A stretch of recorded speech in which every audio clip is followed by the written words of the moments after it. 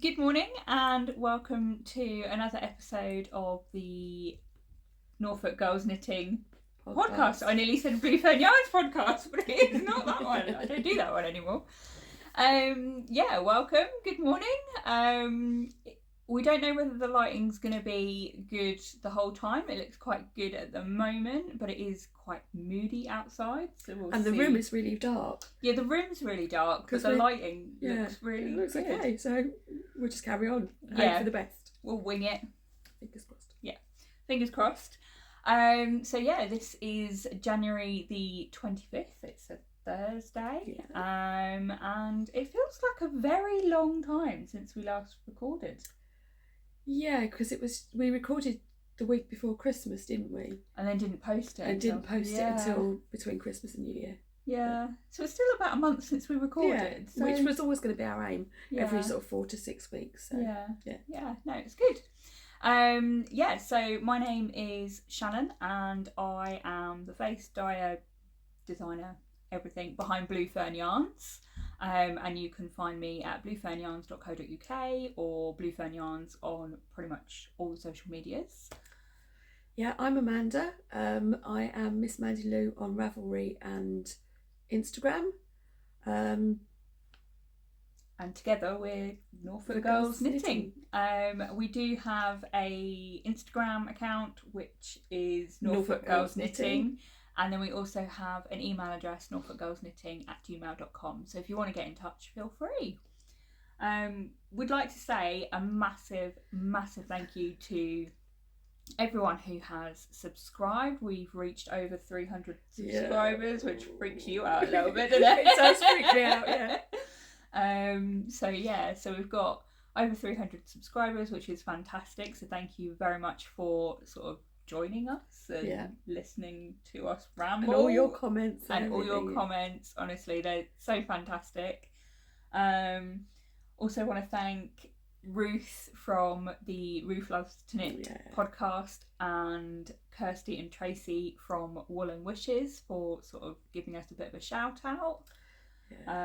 It's quite not embarrassing, but it's quite strange when you're sort of like watching people that you've been watching for ages, and then they say, try watching Norfolk Girls Knitting, and it's like, that's us.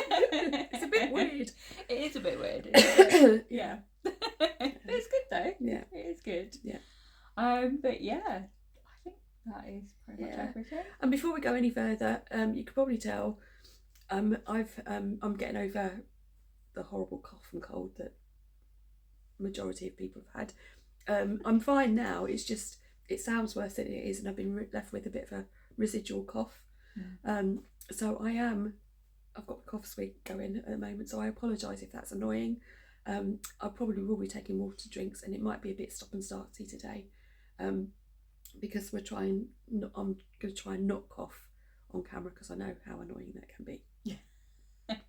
Yeah, fair enough. Okay. Hopefully you don't give it to me. I haven't had a cold this year yet. Yeah. I know we're still in January, but still. It was quite funny actually, because I came over. Where's your clock? Oh, blimey. I came over about an hour and a half ago to record this podcast, and we just literally been like, what have you been doing? Because I haven't literally seen or spoken to her for about 3 weeks. Which is weird for us. Really unusual. Every other day at least, don't we? Even if it's just like a text message or something. Yeah, that's really bizarre. It's bizarre. But yeah, so we've just been like yeah. I've got to show you this, I've got to show you this, I've got to show you this. Yeah. For the last 90 minutes. Yeah. But no, it's been good. Yeah, it has been. Yeah. So, have you actually been up to anything else other than your cold?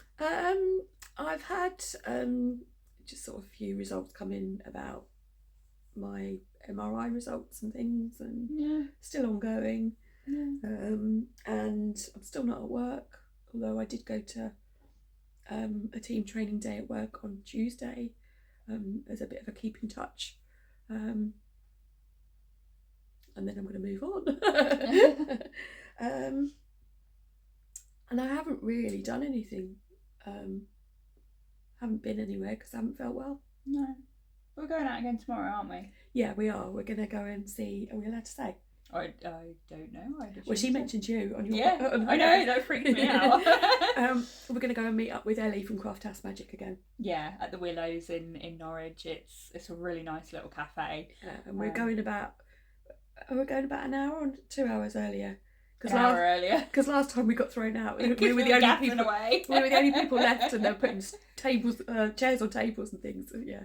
Yeah, so we're going a little bit earlier, so it'll be good. Yeah, it'll be good to catch up with her as well. We did go to the seaside for a bit of a jolly, didn't we? Yeah, I had a hot chocolate. Blowing a hoolie. Oh my god, that was so weird, wasn't it? Yeah, sorry. No, it was good. Yeah, it was good. Yeah. So, yeah. So we are both wearing knitwear. Am I not doing what I've been up to? Oh god, yeah. Go on. Sorry. What have you been up to? What have I been up to? I'm really excited about what I've been up to. Do you know what it is? It's because she's told me everything that she's been up to, and I forget that she has to tell you now. I'm excited about what I've been up to, so I just want to tell you all. So yeah, most of it has been like Blue Fern yarns. I've created the new romance collection, which is coming to the shop on Friday tomorrow. New romance? I'm going back to the 80s. Not new romance, just new romance collection. Yeah, so that's been quite fun. I've really enjoyed that. So pinks and reds. Okay, I like reds, but pinks are not usually my kind of colour. But I've really enjoyed dyeing these ones up. And I'm looking because I've got my trusty notebook. I have actually created a new knitting journal, which I do want to go through. You'll probably see it quite a bit on here. And we'll go through some of that a little bit later so you can see what I'm doing. And I am obsessed with reading. I've read 7 books this year already. 7. I think I've done 5. Okay. And only 2 of them are on Audible. They still count. But 2 of them are Audible. They do count. Really? Yes, really. They still count. Okay, then I read 5 books. But like, that's amazing. That's not normal for me, is it? We don't often have a lot of time, do you? No. I still don't. I just, because it's been so windy, I've not been sleeping at night. So I've been reading. I can't sleep when there's noise. So, yeah. And Tom's getting annoyed because I've been getting grouchy because I've not been sleeping. Do you know what? We've got the wheelie bins outside my bedroom window. Yeah. Oh my god, did the lids go? I don't know why I need to do the action. Yeah, the lids go up and down in the wind, and then you can hear it going down the drive, and then it's like, oh, that's hit Nan's car, or Mum's car. That's hit Mum's car, you know. Yeah. But it doesn't bother me enough to go out and do anything about it. No. You just roll over and go back. It's just like, I'm just going to put a blanket over my head and carry on. Pretend it never happened. Deal with that in the morning. Yeah. It's a future use problem. Yeah. Yeah. Yeah. Anyway, this is going to be a fun one to edit. So I did warn you that might be a bit stoppy-starty.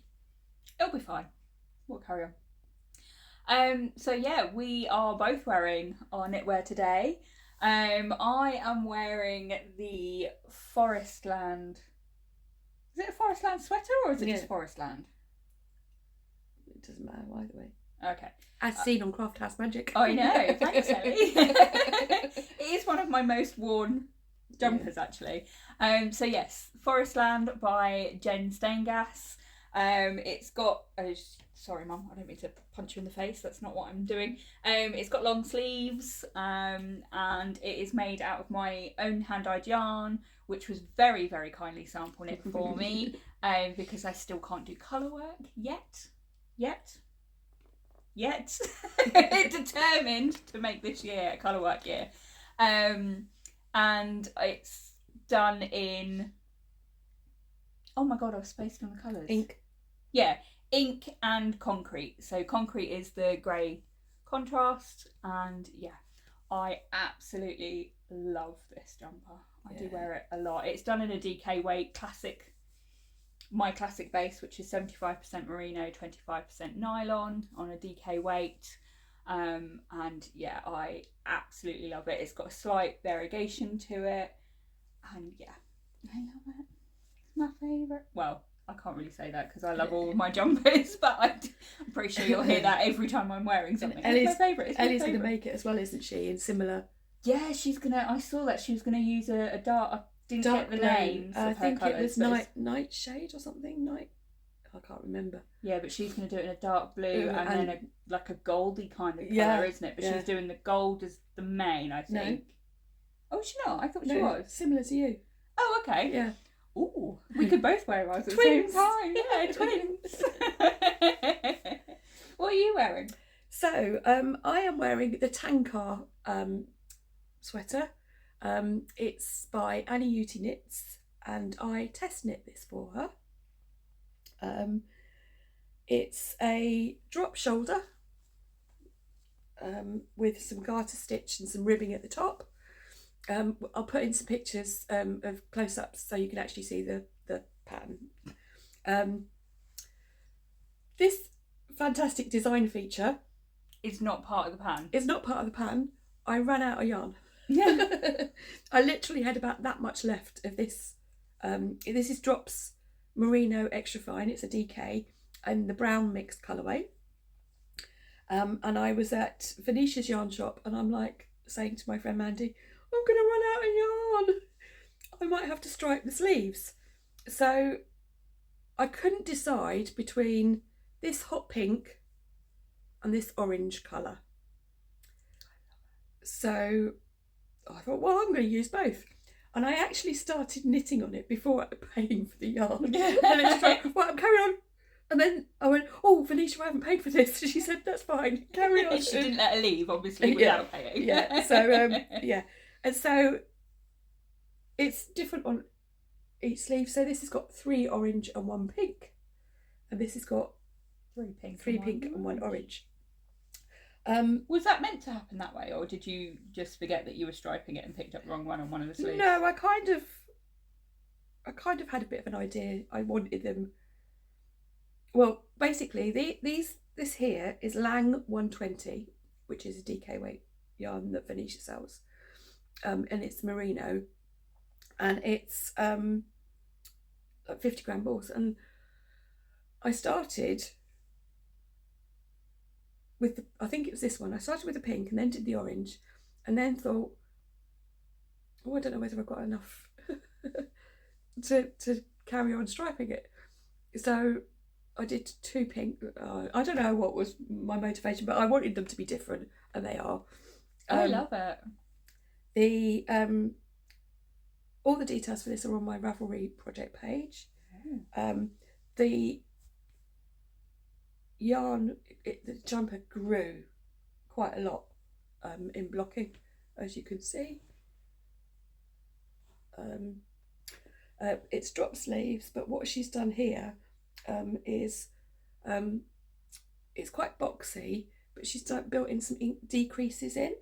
So I didn't want it too boxy, because sometimes if you're wider and you have something boxy, it makes you look even wider than you are, and that's certainly something that I don't want to draw attention to, and so she puts decreases in, so you still get the boxy effect, but it's actually a little bit more fitted at the bottom. Yeah. So you'll see that on the pictures that we're putting. Yeah. Yeah, and I love it. No, it's nice. I like it.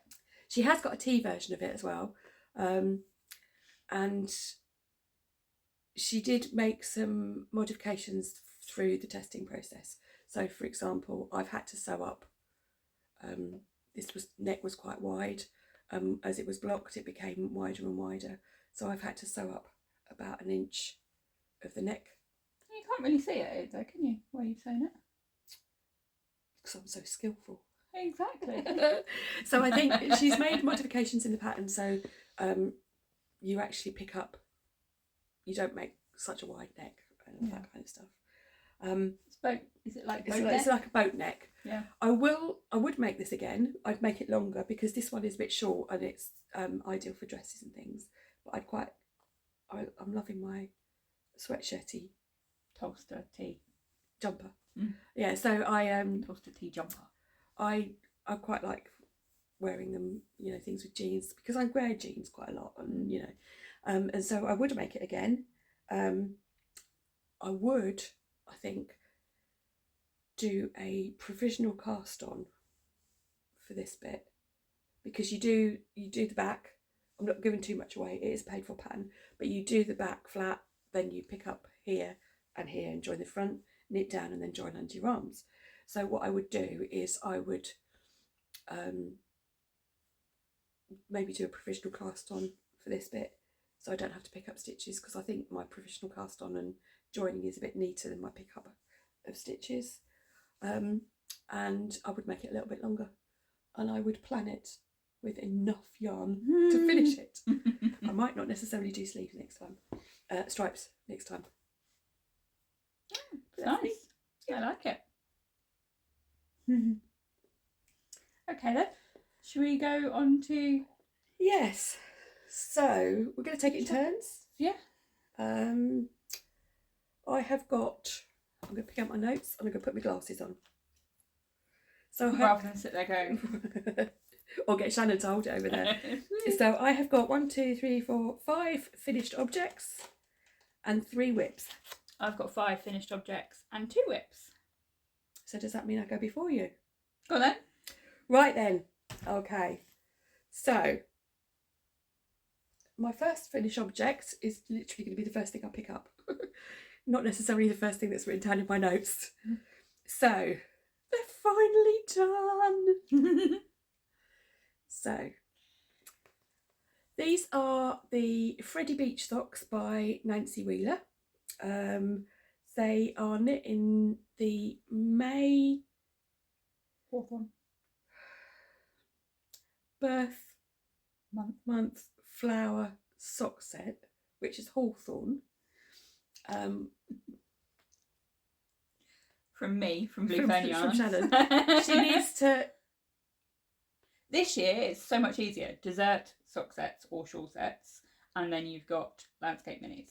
Yeah, so much better. Easier. So much better. So yes, so I have. Don't Again. start there again. What is wrong with you? I'm not going to start that again. So I have completed my May socks. Oh, I have too much cough medicine.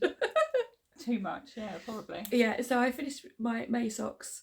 So I have now got 5 pairs of socks. Woo! So yeah. Just need to catch up with June to December from last year. Yeah. I really want to see the December ones. Yeah. So I want to see all of them. What I would say is I have now made a decision about my socks. Yeah. I love the design on this. Really love the design on this. However, I'm worried about wearing them inside shoes, because you've got this like slip stitch. This is my lovely assistant's going to demonstrate. I'm not actually going to put it on my foot because I'd have to cut my leg up, and that's not happening on YouTube. She's not that flexible. But like, so can you see that detail? I don't know if you can see that detail. I can just about see it, but yeah, hopefully it will show up better on like a bigger screen if you're watching this. What I'll do is, if when I'm come to edit it, if it doesn't look right, I'll put a photo in. Yeah, that's quite a good image. Yeah. I wonder if it'll... No, it's not working. But anyway, it's a slip stitch design, and I'm a little bit nervous about putting them inside my nice shoes. So these will probably be house socks. So I do that with my socks though. I have like really fancy lacy patterns, or like textured stitches or anything like that. They're my house socks, and then my, what are they called? Vanilla socks are the ones that I wear out and about. Yeah, so I think what I'm going to do going forward is I'm going to make more vanilla ones than I am patterned ones, although I do get seduced by a good sock pattern. Yeah. And I've got 96,000 in my Ravelry library. Not an exaggeration. Not an exaggeration. But yeah, You're making up words today. I am making up words. And we're not going to look at the fact that I've got one bigger green toe than the other. Why have you got a bigger green toe than the other? Because I did this one first, and then I wrote myself a note saying omit the first 4 rows of the toe. Yeah. And then I finished this one, and I just did the toe. And you ignored the fact and then that I you kitchened it up, and I looked at my notes, and then I said, "Oh, it says omit first 4." Because it's kitchened, I'm not going back. There we go. That one's just going to be a little bit stretchy, and I wasn't going to point it out, but I can't help myself. You just did. Anyway, that's that. Cool. Okay then. So I have got a pair of socks. I got a finished pair of socks finally. So you want to have a We're a little bit dark. Are we a little bit dark? I think we have gone a bit dark. I think that's just the weather. Oh no. No. We'll carry on. Oh, and it's come back again. Oh, this is weird. We'll just flick the light every so often. Apparently that works. So I've got a pair of socks. So Mum's already turned it to its side. It's one of those ones with an Afterthought heel. And this is actually unblocked. So the yarn for this one is by the Yarn Badger. It's a 100-gram skein that I had, and it is called Double Rainbow. So this yarn was very kindly gifted to me by a lovely lady. And I've got one as well, but I haven't used it yet. And yeah, I thought I'd show you. That looks really weird on the screen.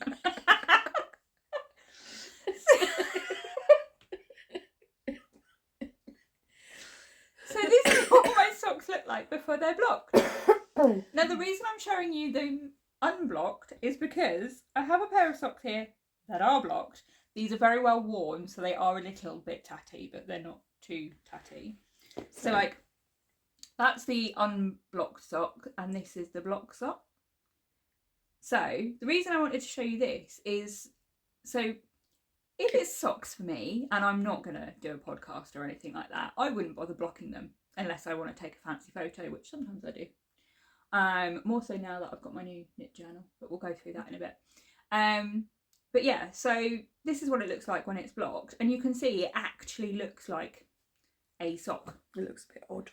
Whereas that looks not great. I don't know how to hold it. No, I don't. That's why I gave it to you, because I didn't know how to hold it.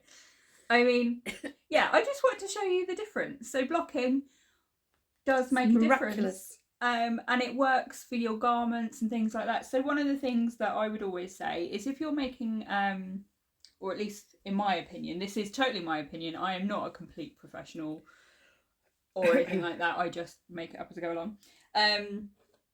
But yeah, so if you're making a garment or something out of merino and you're knitting, say, top down, for example, if you knit it and it's ever so slightly short because you've run out of yarn, not like a huge amount, but like a little bit too short, block it. Block the garment and then try it back on again after it's all dry and everything like that, because merino stretches, so it will drop. Yeah, it will drop a bit, so it might then become the right sort of length for you. Not to say this will work on every single yarn, but I know with most of my yarns and most of the yarns that I use, it does work like that. I've also found that Look how soft that is. It's the same base. Oh wow, yeah, and it softens up as well. So I've also found that excuse me, sorry, a good way of blocking is I'll actually put something on a hanger and give it a bit of a steam rather than actually wet blocking it, and that actually helps it relax and it gives you an idea of how the yarn is going to behave. So I got a steamer, which I love. Yeah, I'm going to come round one day and steam all my clothes. But yeah, so I've got a pair of rainbow socks.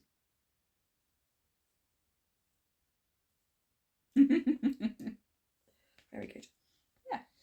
So that's my first finished object. I can't even speak now. Okay. So, did I tell you that I'm going to Australia? Once or twice. In 7 weeks. Is it really 7? It was 7 weeks yesterday. Oh my gosh. Less than 50 days. Mm. Well, don't say that. I've got East Anglian Yarn Festival to so, and I haven't even started. So, my journey starts in 48 days because it was 49 days yesterday. When I don't actually get to Australia, I leave on the Wednesday night, but I don't actually get to Australia until the Saturday morning, and they're 10.5 hours ahead, so it's about 27 hours travelling. Time travel. I wish I could teleport. Yeah. Anyway, I'm going to stay with a friend, and yeah, I thought I can't go empty-handed. So it's like, what knitwear can you make somebody who lives in a really hot climate? But apparently it gets really cold in the winter. It does at night. And they do like hats. So my friend's got 2 daughters. One is 13 and one is 10. So I asked what their favourite colours were. And the older one, the 13-year-old, her favourite colour is yellow. You'll love this, Ruth. Yeah. So I've made an Oslo hat. Good. Right. Are you ready for this? It's coming out very, very vibrant on the screen. Yeah. It is bright, but it's not that bright. Ooh. So Ruth, I totally get it when you say yellow is really hard to show on screen. Yeah. Because I didn't realise how it's going to be. It's not pastel, but it's got compared to that, it's I know. a pastel-y yellow. But so, might have to see if you can get a photo of the actual colour. Yes, so I have actually got a photo. Oh, have you? And it is on my project page. So this is the Oslo hat. I cast on 104 stitches. And I used 3.5mm needles. The yarn that I used was I can't read the code numbers. West Yorkshire Spinners Bo Peep Luxury DK in the shade 1066, which was Sunshine. I used a total of 87 grams for the hat, and I don't know if anybody's made the Oslo hat before, but it's a double brim hat. So I did a couple of things different for the pattern, in that I did a provisional cast on, and then so basically you knit, and then it asks you to pick up stitches, so you get a double brim. I just did a provisional cast on, and when it was time to join it in together, I put another needle in and did in effect kind of knit two together all the way around to join it. Yeah. And then you've got a little bit of area of reversed stockinette, which is where you fold it, and then you go back and do stockinette until you're ready to do the crown decreases. Now, there is a bit of a thing about the Oslo hat pattern, in that there are 2 versions. One is the original Oslo hat pattern, which is done in DK. Yeah. And then there's the Oslo hat mohair edition, which is done with fingering weight and mohair, which gives a DK weight gauge. The original Oslo hat pattern has, I think it's about 4 sizes, and the mohair edition has 8 sizes. Now, this might sound controversial. I don't think you need to buy both patterns. No. I think that you could get away with buying one of them, and the one that I would go for possibly is the mohair edition, because it has more, I think it has 8 sizes. The gauge is more or less the same. I think the needle size is 3.25mm on one and 3.5mm on another. I don't think I'm giving too much away, because this is actually in the pattern information on Ravelry and on the Petiteknit website, so I'm not giving out too much information. So my recommendation would be is if you want to try this pattern, and it's a lovely pattern, and again, I like it because you've got the double brim. Double brim, nice and warm around your ears. So I have tried it on in my Ravelry photos, but it's a little bit too small for me. Yeah, but it's for a 13-year-old. Yeah, but she is.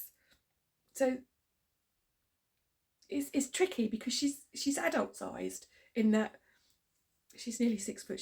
She's taller than me. Take it off. You might have to just watch my clips. Yeah, because I don't want to pluck it.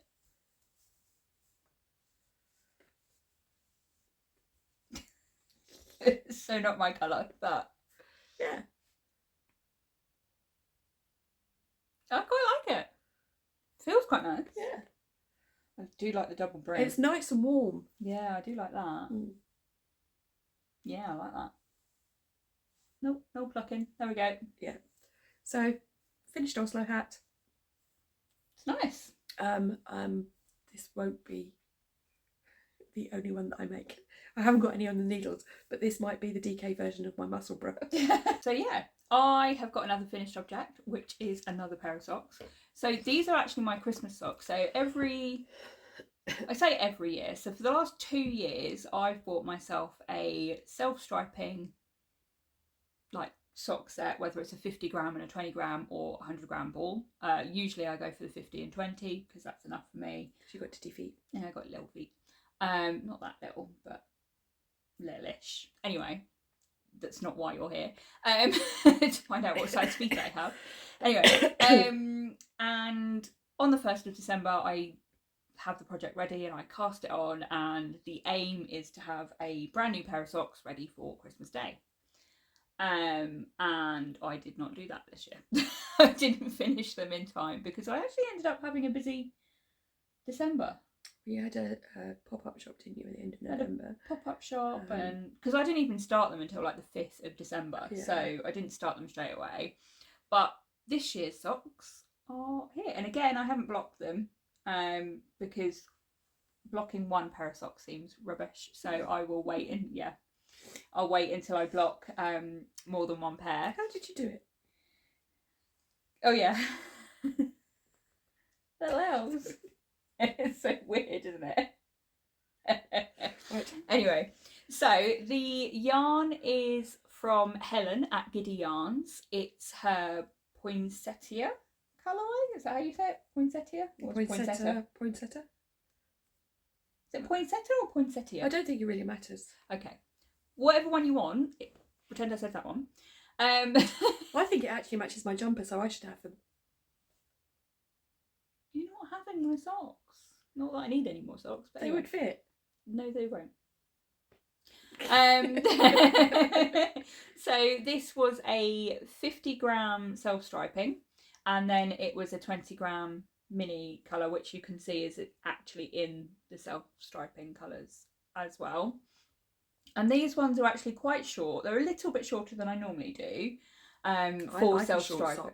I like a short sock, but with the self-striping, I try and use up as much of the yarn as possible, so they end up like little bit bigger. And with this, it was because I did the first sock, and then I weighed the skein, taking off enough to the point that it would work. Yeah, I can't remember what I said last time now. You tied yourself up in knots. Yeah.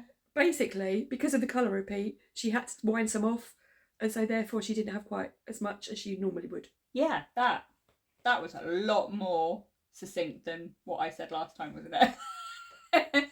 That, basically. So yeah, I've got 2 pairs of socks, which I'm really excited about. So these will actually go into my box of socks for the year, I think. And then I will... You're not having them. Did you see that? I thought I was going to get away with that. You nearly did. I nearly did hand it to you. I was like, yeah, no. No. But yeah, so to make my socks, I cast on 64 stitches on dpns. These ones were actually done on... So I did the cuff on the dpns, and then I changed to 9-inch circular needles, because as soon as I started them, they whizzed through. They were brilliant on that. And then I've got the usual Afterthought heel and just a wedge toe, which is basically the Afterthought heel anyway, so it's just a wedge toe. This is the... I shouldn't have been playing with them. So that's the heel. Yeah, and then that's the toe. And you can tell that one's the heel if you turn it to the side. Yeah. Yeah. So, yeah. Got another pair of socks, which I'm excited about. Don't know where I'm going to put them because I've got hundreds of pairs of socks. I can help you out with that. Yeah, I know. I should probably not say that.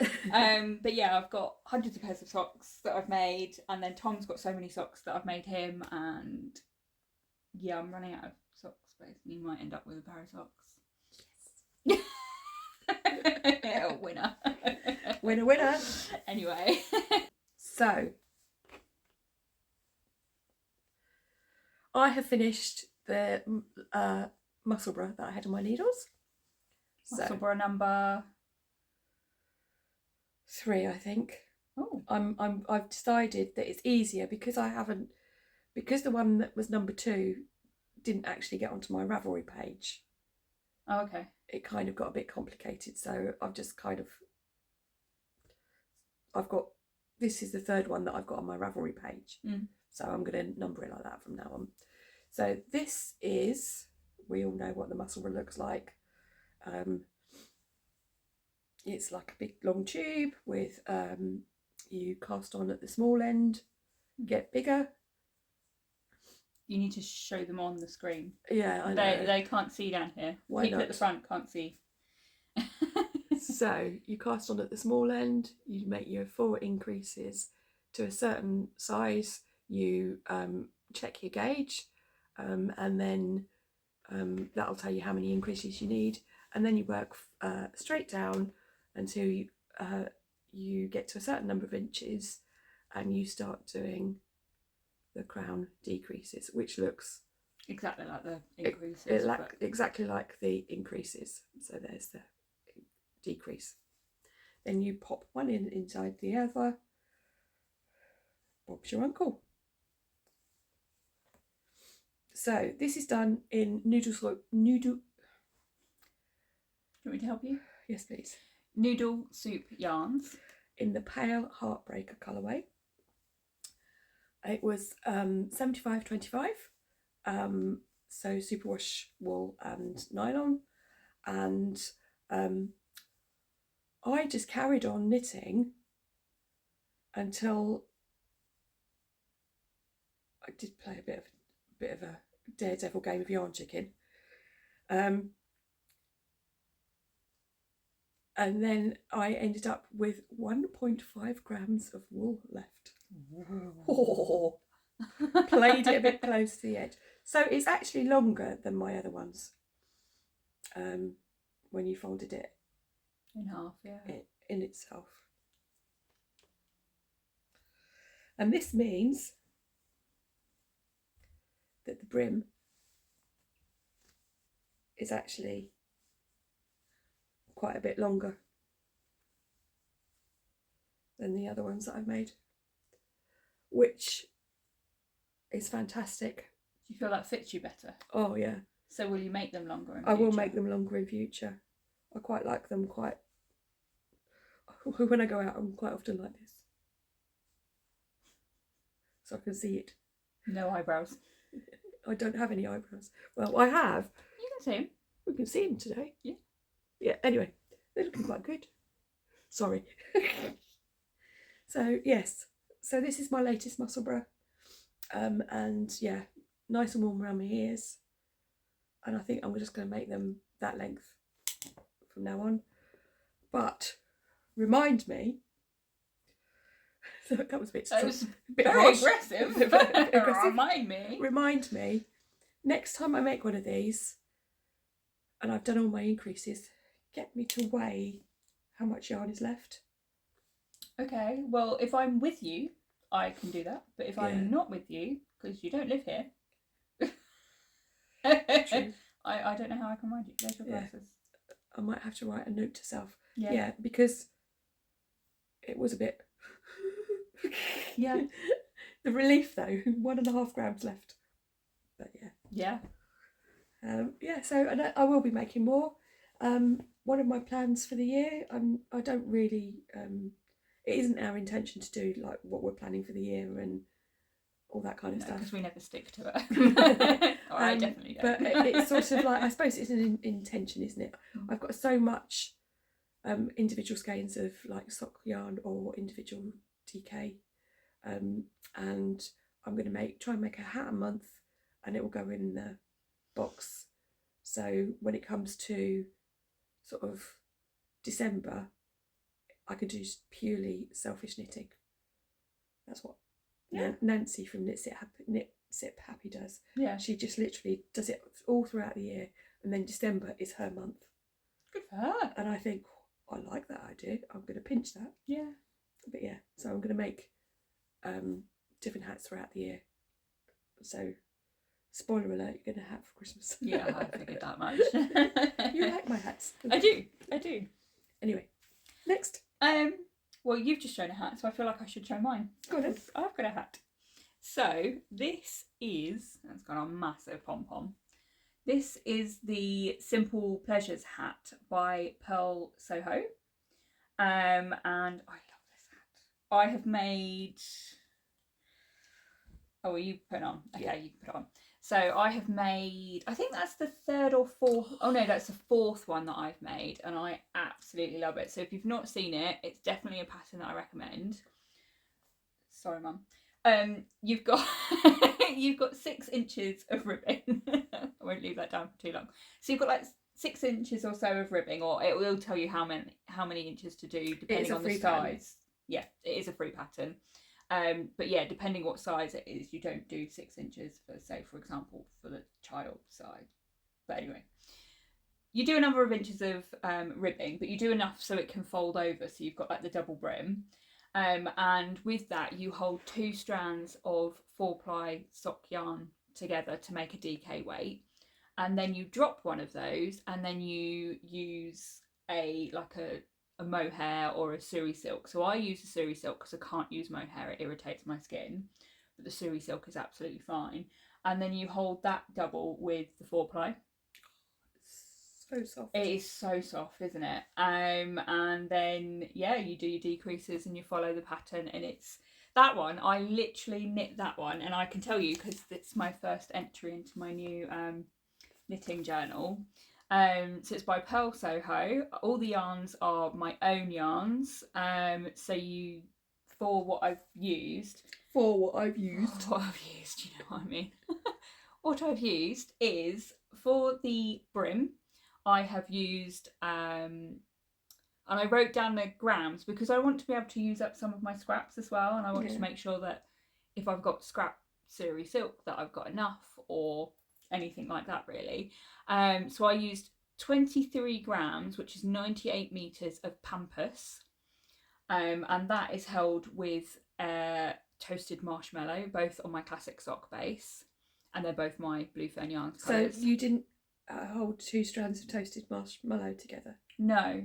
So I used 1 strand of toasted marshmallow and 1 strand of pampas. I suppose that's easier than trying to the central and the air. Yeah, because you have to have a cake, don't you? Yeah. If you do that. Yeah. So basically, if you... It's a cake. And give me your... demanding. So if you've got a ball, you can't pull from the inside and the outside. So you have to have a cake. Yeah.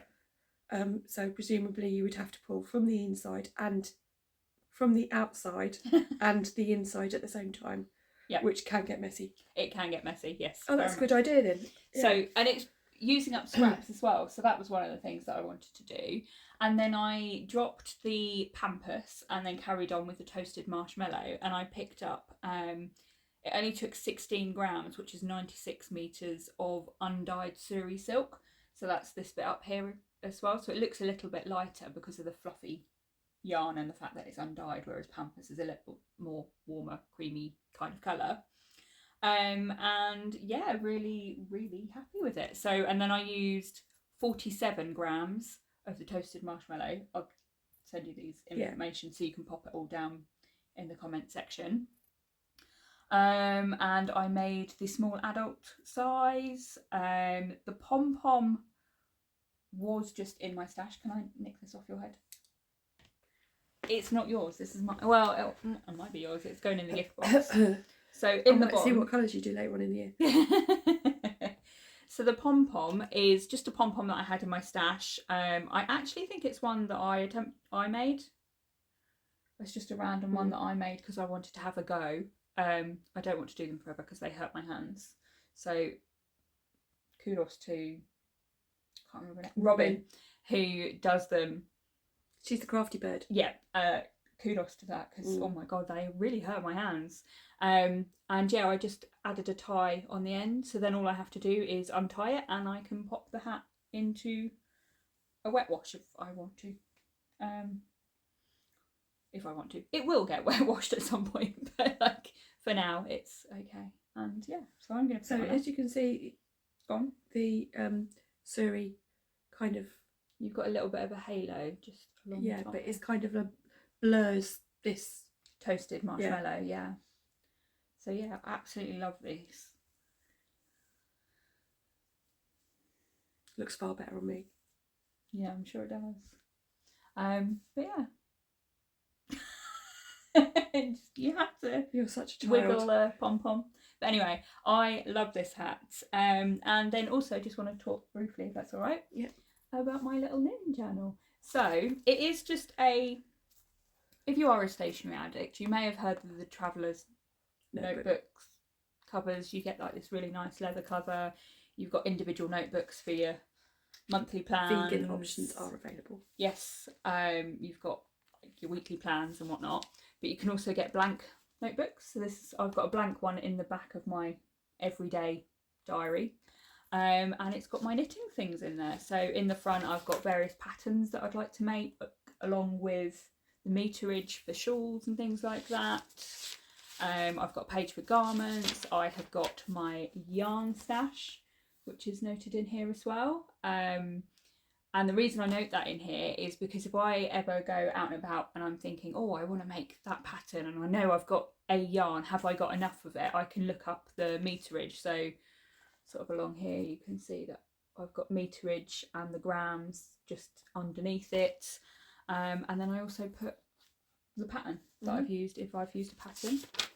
And then I go on to my little project information. Yeah, so most of them will have the same stuff. So you've got what's the pattern name and who it's by. It is a free pattern. If it's done by Blue Fern Yarn, or if it's made in Blue Fern Yarns, I'll just put one of my own stickers in there. If it's done by someone else, which you'll see in a minute, it's got a different label in there. And I've got like a mini sticker photo printer thing, and I can take a photo and stick a photo in there. Yeah, got little notes and things like that. Just showing everything now. Oh yeah, standard granny square. I can doodle in there, or I can do all sorts. I'm not showing you the granny squares because they are just literally granny squares as samples, but I wrote it in here so then I can do them all. So all your samples are the same size? Well, the crochet granny squares will be, and the mini Gansies are, because I've now got patterns for both of them. But yeah, that's my sort of knitting journal. If you want to see more about it, a bit more detail, yeah, let us know and we can. We are thinking, because I'm putting one together myself, and I've been thinking quite hard about what I want in there. And so we might do a little short video showing how we use it and how we try and get organised, if that's something that you're interested in. Yeah, let us know. But yes, that's my hand. Right then. Have you got anything else? Have we catching up now? Blimey, yeah. Still on finished objects. So in the last episode I showed you that I'd started the Urchin tee by Libby Jonson, and I wanted to wear it for my holiday. Go to Australia, you know. Oh, really? So, and I finished it. Might want to hold it a bit further back. If I hold it back here. So this is the one that is really hard to work out what colour it is, because it looks grey, it looks blue, it looks green.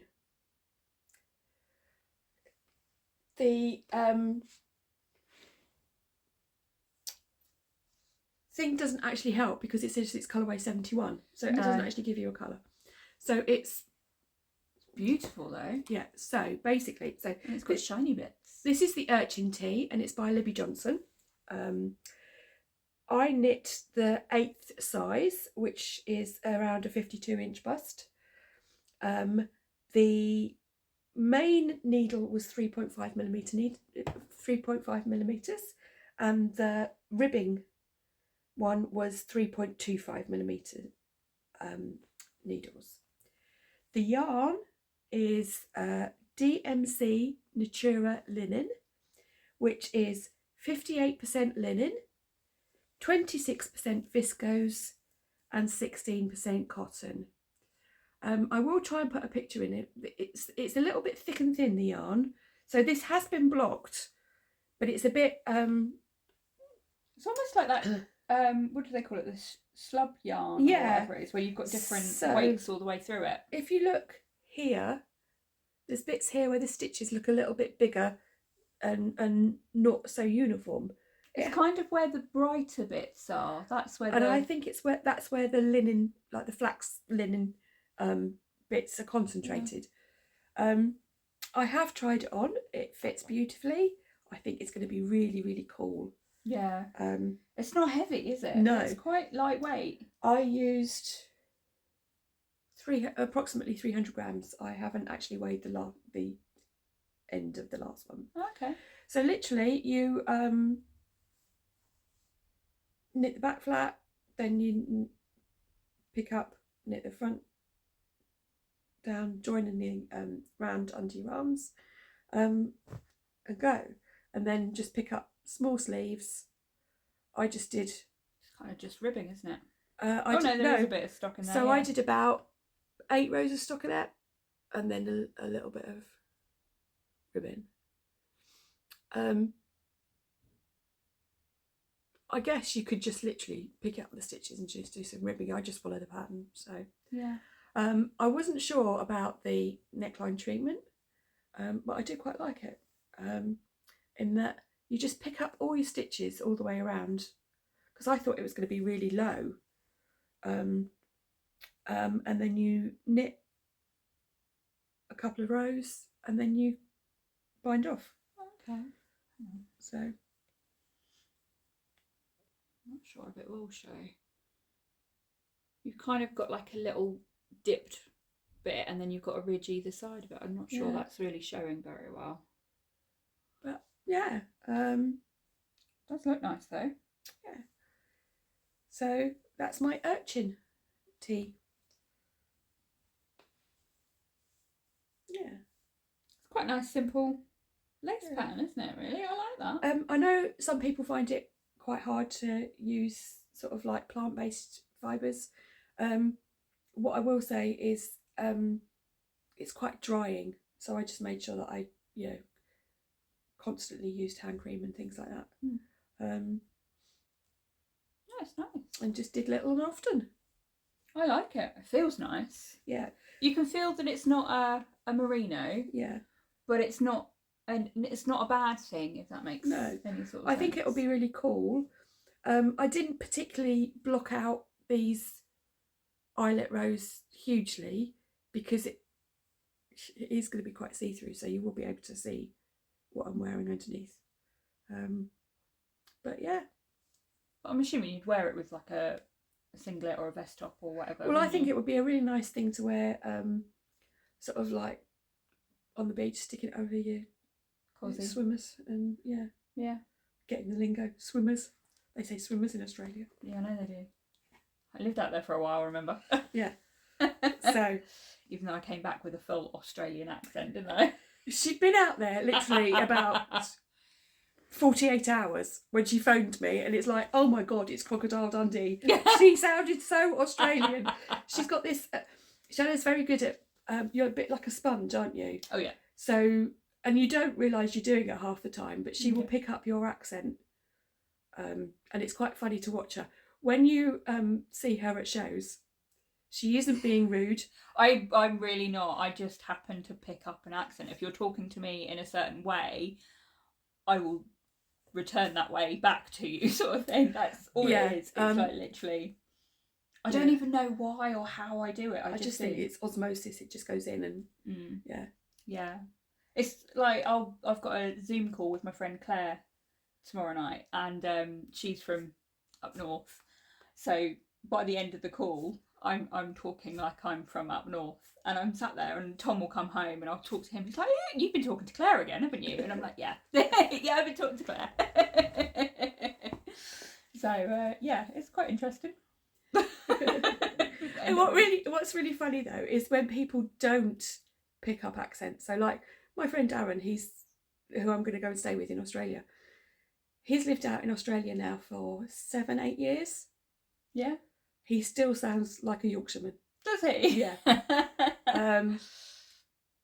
I haven't really had long conversations with these girls, so I don't know. The little one, she was a baby. She was a baby when they went out there, so I don't know what her accent's.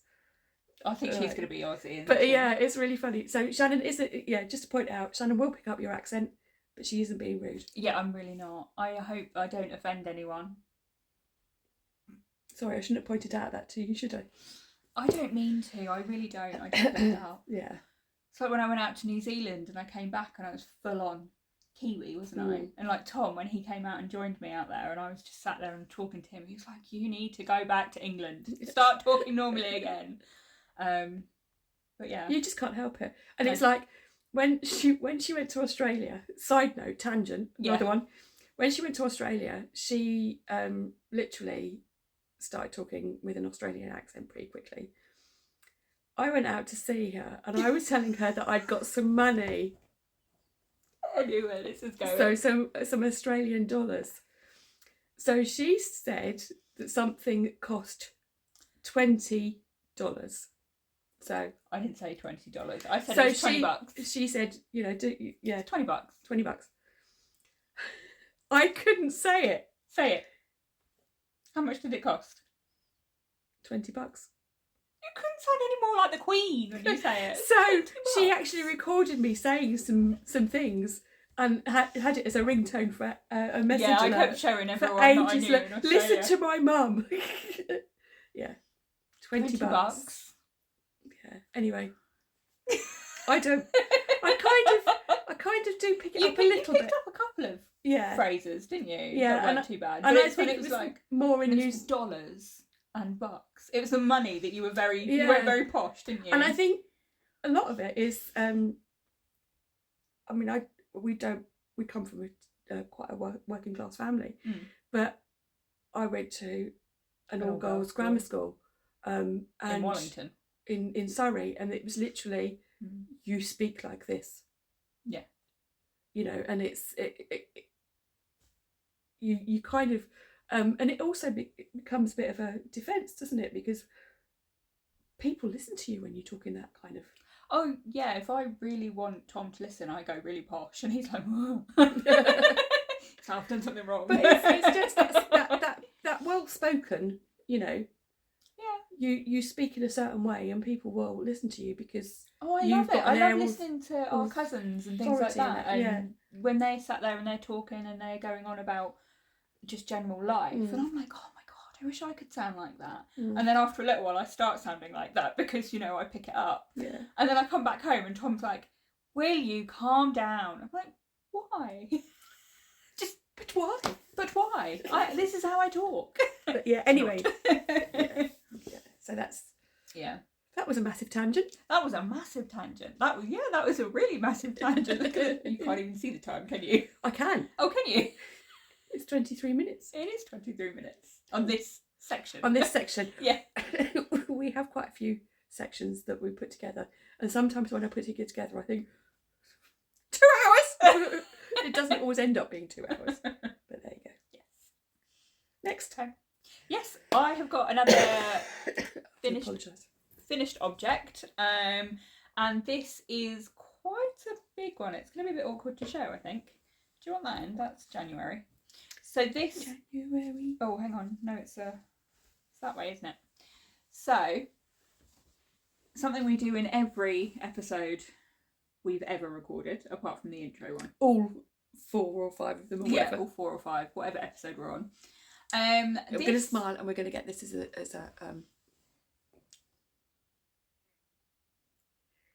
they won't pick this as our thumbnail. No. But if we sit here long enough, do you think they will? I just have to... I do apologise. I'm not going to edit that out because the thing is sometimes we sit waiting for a thumbnail and then when I edit it, because YouTube picks... cut it out. I've cut it out. So there we go. Amateur. So yes, this is my pallet blanket from last year. So we've got 2023 pallet blanket. I used 10-gram mini skeins, so it's every month you had an image and then the colours were dyed from that. Most of them, in fact, pretty much all of them, apart from a couple. Are you hungry? That's really loud. Do you know what? I was thinking that nobody would notice that. Yeah, I heard Ears it. on elastic here. Yeah, I heard it. Yeah, so I used... Where was I going with that conversation? I've completely lost my train of thought. You were doing 10-gram palette pack from last year, every colour. Talk amongst yourselves. Yeah, I can't remember where I was going with that. Anyway, we'll carry on. It might come back to me. So we've got sort of the first 5 will be January, then it goes into February, March, April, May, June, July, August. I didn't realise that's what we were doing. September. Oh, my hands are not big enough. October, November, and then December at the end. So, yeah, it's just a crochet blanket that... I started it in June, so I kept a setback for myself every month, and I knew I wanted to do something with it, but I didn't know what, and I'd kind of lost a bit of my crochet mojo. You made it very wide. I know, I kind of just chained and went for it, and then realised, oh, I need to stop chaining and then start actually crocheting. So it's kind of wide, so it's probably a vertical striped blanket. Then there we go, it suits Mum. There we go. My lovely assistant here. You're just going to sit there like that now, aren't you? Where's the hat? No. So yeah, what was it? My friend, or our friend, came up in June, was it last year? And they wanted to go back to crochet, and they've done it before, and we had a little bit of a refresher session for them and went through how they did their stitches, and off they went, and I got really, really inspired to do something myself. So I figured I was just going to do another crochet blanket, and I did. So yeah, I'm quite happy with it. Good. It is going to go in a gift box because I don't know what to do with it. I've already got 2 crochet blankets over there. I've got another blanket hang on a over second. there. Hang on a second. What? Oh, it's fallen off. Oh. My glasses case was obviously on the sofa, and it's got Velcro. Oh. And it was like attached to the bottom of the blanket. I didn't notice that at all. Yeah. But yeah, so all I did, if I just bring this bit up to the front, it was just half trebles. I just chained a number of stitches. I didn't even count. I just went for it. And then just did half trebles all the way along, crocheting your ends because obviously nobody wants to sew them in, especially when you've got 60 odd ends to sew in. But yeah, I love it. It looks really good, and yeah, quite enjoy it. So yeah, maybe somebody will get a crochet blanket for Christmas. You know who will love that? You or Nan? Because you or Nan, isn't it? No. Oh, would she? Yeah. Oh, it might be Nan's Christmas. I left her this morning, so unfortunately, she managed to avoid this horrible cough for a good sort of week to 10 days before she finally succumbed. Yeah, so she stop it. My stomach's rumbling. I'm sorry. So she, I left her this morning wrapped up in like a blanket across her knees. Shawl across the shoulders. My vertices unite. Yeah. which is now her versus Unite, all wrapped up. Aww, So, it's quite cute. Yeah, she loves her knitwear. Yeah. And she loves to be warm, so. Yeah. Oh, hopefully she'll. And she loves everything that you make, which I know that we moan saying, "Oh, I've lost that again." You know, in some ways, it's. She's very knit, crochet worthy. Were they? Were they? Were they? She's very knit and crochet worthy. But you do go and show her things that you really, really love and really worked hard for it and want it and want to keep it, and you leave without it. And every time you say, "I'm not going to give it to her. I'm not going to give it to her," you end up giving it to her, because she'll wear it and she'll. And use she it. does love it and things like that. So yeah. Bless her. Yeah, my lovely Nan. Right then, it's my turn. I think so. Yes. Right, so I think I'm on my final finished. This one's going to be a bit of a long. This is going to be long. I'm sorry. Anyway, so I've made another Tolsta. This wasn't even on the needles last time. I was going to say, what is this? So, and you've actually made the tea version. And I've made the tea version. It is a tea. There is no jumper version at the moment. Having said that, have you seen her latest podcast? So, no, I'm a bit behind on podcasts. So I was watching her podcast, and I made the Tolsta but made it into a jumper, and I tagged her in it, and she came back and she said that she really loved it. And on her latest podcast, she said she was showing all her works in progress, and she said, I've been tagged in somebody's changed the Tolsta into a jumper, and I really love that idea, so I'm making a Tolsta jumper. And she said, and what I'm going to do is I'm actually going to do an update to the pattern, giving you the sleeve counts and everything like that, so you can make your own jumper. So lovely. So I thought, ooh. So if you've already got the pattern, I think if you've got it through Ravelry, it'll just provide you an update, won't it? What I like about... Oh God, mine's going. They're talking to each other. What I like about Rebecca's patterns is there are people that will, for example, I mean, we all know, so like Petiteknit will actually put out variations on a theme. So she'll like... It's the same pattern, so it's the on same a DK weight so or it's a 4-ply weight. Or, and all this kind of stuff. And actually, she's selling over and over again. Whereas what I like... business strategy. It is a good business strategy. And if it works for you, and the thing is... And also, if you are a new knitter and you aren't sure, then obviously... It's helpful to have various different versions and things like that. What I like about Rebecca is she will actually come out with a pattern. So she came out with a Tolsta T, which was a DK weight, and people said, "Oh, really love a fingering weight version." So she added it to the original pattern, and now she's going to add the sleeves to the original pattern. So you're not having to buy 3 different patterns over and over again. And she herself says she feels that her own conscience wouldn't let her to put various different versions out. Yeah. So I really admire that. Yeah. Very clever lady. I'd love to design a jumper, but I couldn't. Yeah. But I did feel like, anyway, it's probably somebody else that showed her and she didn't take any notes. Not you at all, and you're just happy with it anyway. Anyway, so this is the Tolsta T. It is done in Drops Belle. I made the same. I love the colour. I made the same size as the jumper. It's true to colour, actually, isn't which was the 6th size, and that equates to 51.25 inches. It's a basic raglan with short row shaping at the back to raise the neck. Yeah, so you can just see. She's turned it round, so you can see like the front of the neck is just under here. I don't know if you can see where I'm wiggling my tongue. I'm trying to show that it's. So, there's the front. Okay, well that was easier than the way I was doing it. But anyway. Yeah. So I used Drops Belle, and Rebecca actually made one of her samples in Drops Belle, which is a DK weight cotton. This colour looks amazing on me, doesn't it? Viscose linen blend. The colour is number 17 and it's Petrol. It's 53% cotton,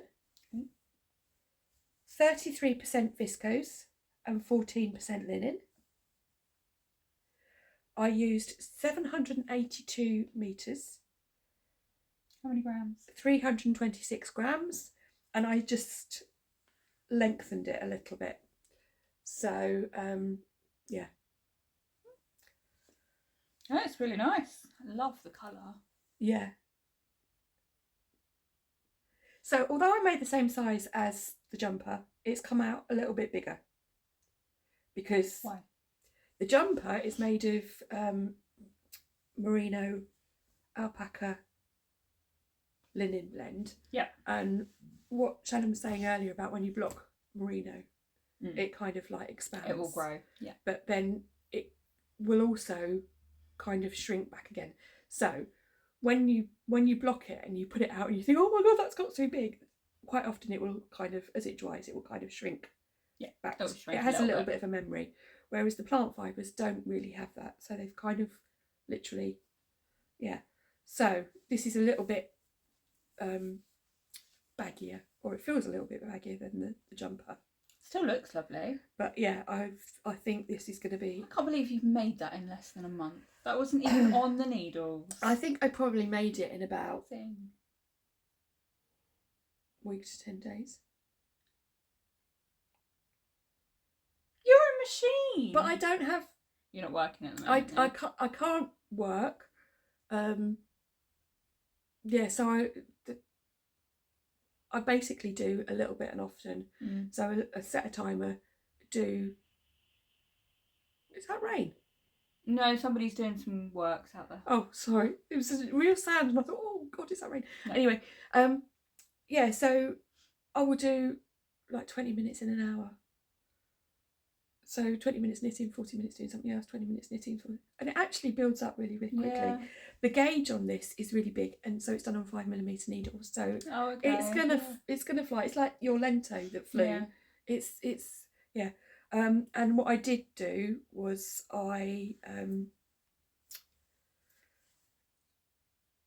actually no, I didn't. The ribbing is in 4mm needles. For my jumper, when I did the sleeve ribbing for the Tolsta, I went down to 3.75. Yeah. And I thought, oh, I might go down to 3.75 for the neck. Forgot that's what I was going to do. Started knitting it and then thought, oh, actually, it doesn't look too big. This is why we need knitting journals. So when we write down the notes, we can refer to them. Instead of putting it on a little bit of sort of post-it notes and scraps of paper. Literally. Post-it notes. Yeah, so this is why I want to put, yeah. But I really like that. I love the colour. I love the colour. It's ever so slightly darker in real life than what it's coming up on there, but it's still not far off. So this has been in my stash for absolutely ages. Ooh, that's exciting. So I have bought one ball of wool this year.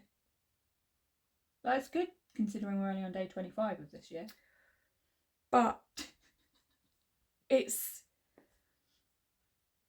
actually, it probably goes back to November time. Well, we went out in December and bought yarn, didn't we? Oh yeah.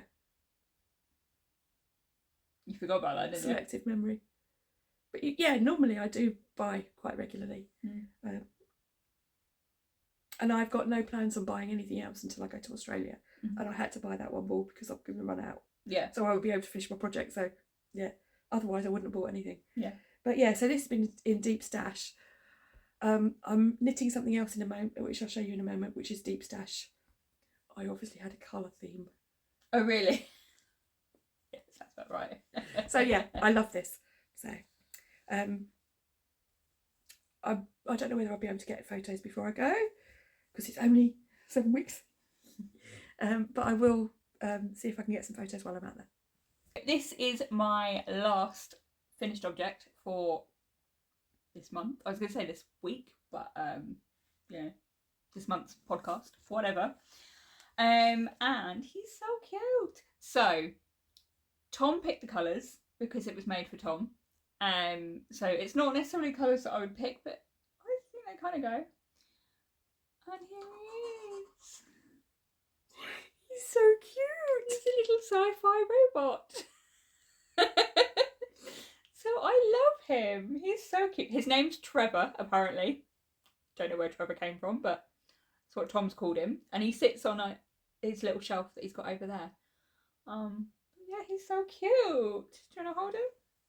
It's a bit wonky, but you know. Yeah, it's a little bit wonky, but never mind. So yeah, he is really, really tiny, and he's come out of a crochet book. They are cute, aren't they? He's very adorable. I love him. Let me see if I can find the colours that they made him in. There he is. So I'm going to try and do this. I'm going to do it that way because I don't want to show the pattern because it's come out of a box. I will take a picture and we'll put it on the screen. That might be easier then. But yeah, so they've done it out of like greys, black and white basically.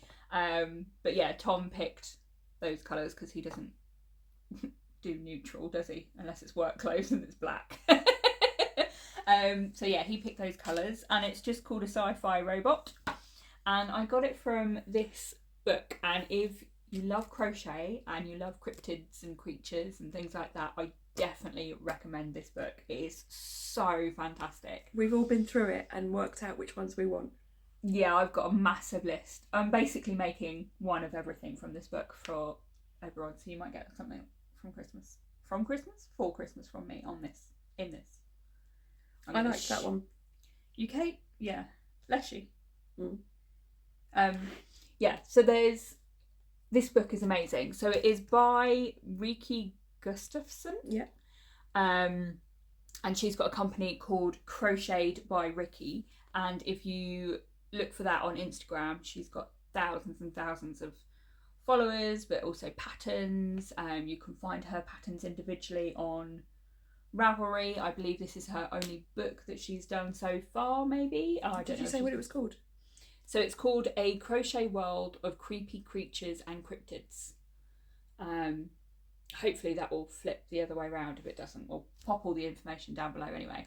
I actually got 2 copies of this book for Christmas. I got one from Tom, which I didn't know until Christmas evening when we do our presents together. And then I also got one, was it from you or was it from Nan? Nan. It was from Nan. And I love it so much I don't care that I've got 2 copies of the same book. But yeah, there are so many fantastic creatures. You've got a few more on the back just there, and it's just amazing. I can't keep going over it, but I love this. So you're going to see this book and creatures pop up throughout the year. I have got a massive bag of DK cotton, which is what body parts. Yeah, no, not body parts. Yeah, I've made that many. So Shannon used to make quite a few of the Toft creatures, and she like the animals, and she also designed some animals herself and things like that. Yeah. And she'd have down the side of her a bag of body parts. Yeah, pretty much, because you know it's what you do when you crochet, and when you crochet so many of them as well, because. Stop playing with Trevor. But yeah, so you'll probably see a lot of them. So I have got them in my knitting journal here. It is crochet. It's done with a cotton yarn, and I just went to Hobbycraft and picked up, like, literally, you can see that big bag. Oh, blimey! Yeah. It's full of stuffing, like toy stuffing. It's full of like DK cotton 50-gram balls. Did you get your safety eyes there as well? No, I got the safety eyes on Amazon. I've got a massive box of, like, seriously, it's huge. Anyway, so this is the yarn that it's made out of. It's just Knit Craft by Hobbycraft. What does it say? It's 25-gram balls, not 50, sorry. So it's a DK weight, 25 grams. You've got 72.5 meters per ball. And it's 50% cotton and 50% acrylic. I know, that's really neat, isn't it, that one? I was really impressed with that. Yeah, so I absolutely love it. It's good cotton, and like he's had his little photo shoot, so he's got a little photo in my little knit journal. What did I write on my notes? On my notes, this little guy only took one evening to make. Made for Tom, he made the colours, and Tom has named him Trevor. So it's like really random notes in there, but I love it and I think it's so cute. And as we've demonstrated, it's quite easy to forget what you've done if you don't write it down. Yeah, because our notes, although they look really detailed there, he's not even in the notes. But he's so cute. He's a bit top heavy. If he weren't so top heavy, I think he'd actually stand up. I didn't mean to do that. But yeah, so if he wasn't so, his head wasn't so big, he'd probably stand up. He's very cute. Little Trevor. So we're back. We are. We've had a little lunch break. Yeah. Because our stomachs were grumbling. Yeah, they were talking to each other. So I've just had some of Tom's broccoli and cheddar soup, which is lovely. The only bad thing about it is the fact that it stinks. It's really Moorish as well. It's very nice. It tastes good, but it smells when it's cold. Yeah. What else? I've had a little mini job interview. So, as you do. And we're back. Yeah. So, whose turn was it? I don't know. You go. I think I finished, didn't I? Yeah, because I finished with Trevor. I finished with Trevor. Trevor's no more. Trevor is here. He's not going anywhere. Right then. So I'm on to whips now. Yep. I'm going to just pick up whatever's nearest. Penguin bag. You've seen it before. I love that one. I made it. Now this is all of these things that I've cast on are on my Make 9 because I spontaneously decided to do a Make 9. Yeah, because I remember you phoning me going, "Oh, I've made a Make 9." I'm like, I thought you weren't going to do that because you never stick to it. And then you were like, "No, I just did it." So in the past, I tried to do a Make 9. At the time, I wasn't really making stuff for myself. I was just picking patterns that I thought were quite interesting. Whereas I've picked out 9 things I actually want. So hopefully that will mean that I will get around to making them. I've done one of them, the Tolsta tea was on there, so tick. So this is another one. So, this is when you'll see about the colour theme. Colour theme. In fact, you can see it right now. That's it. So I've got loads and loads of yarn bands in here that don't actually relate to this project. So I was just why? Because I need to clear it out. Oh. So I am making the Traveller shell by Andrea Mowry. So she has got various different patterns. So like she came out with the Traveller hoodie. She then came out with the Traveller shell. She's got the Traveller shawl. And she's now come out with the Traveller cowl. And basically it is a kind of I don't know whether you can see. You can just about see ridges. The texture on there. Yeah. Yeah, texture on there. So you've got stockinette and reverse stockinette. So this is the shell. So it's like an open fronted cardigan. I'm going to put a picture of Andrea in here because I know Andrea. Yeah. I'm going to put a picture of Andrea Mowry in here wearing hers. Hers is made out of a lace weight and a mohair, but I've decided I'm using stash, and I've got Drops Baby Merino in the colour. I'm pretty sure that's Petrol. Ooh, one. Colour 42. Colour 42. Petrol. It doesn't say Petrol on here, it just says colour 42. So yeah, I'm knitting the 6th size, but it's number 5 in the pattern because her first size is size 0. Oh. So instead of going 1, 2, 3, 4, 5, she's got 0, 1, 2, 3, 4, 5. So I'm knitting the 6th size, but it's number 5 in the pattern, and I have to, when I'm looking up instructions, I have to think 5. So what you do is you knit from the bottom up, and so you've got all of the stitches on for the whole of the body until the arms. Then you do left front, right front, and then the back, and you join it together using you could just about see it here, which It's is kind of in the pattern, isn't it? the 3 needle bind off. So what she does is, traditionally you would always use the 3 needle bind off, but have the right sides facing each other, so you would have a ridge on the inside. So that's how it was always traditionally done. She makes a feature of doing her 3 needle bind offs on the outside. So therefore, it's actually that one there. Yeah. So you it's like in the pattern, and she does it on her weekenders and all that kind of stuff. Yeah. So it becomes a bit of a feature, which I quite like. So I've literally done all of the knitting of the shell, apart from I need to so you cast on some stitches at the edges to bring it out a little bit, so the body's sort of in, and then so you just need to sew that bit up and then go round in rib. Then I've got to do the rib all the way around the neck and then she's also got pockets. I'm going to put the pockets on. And I am going to put the pockets on. Yeah, so I'm knitting this on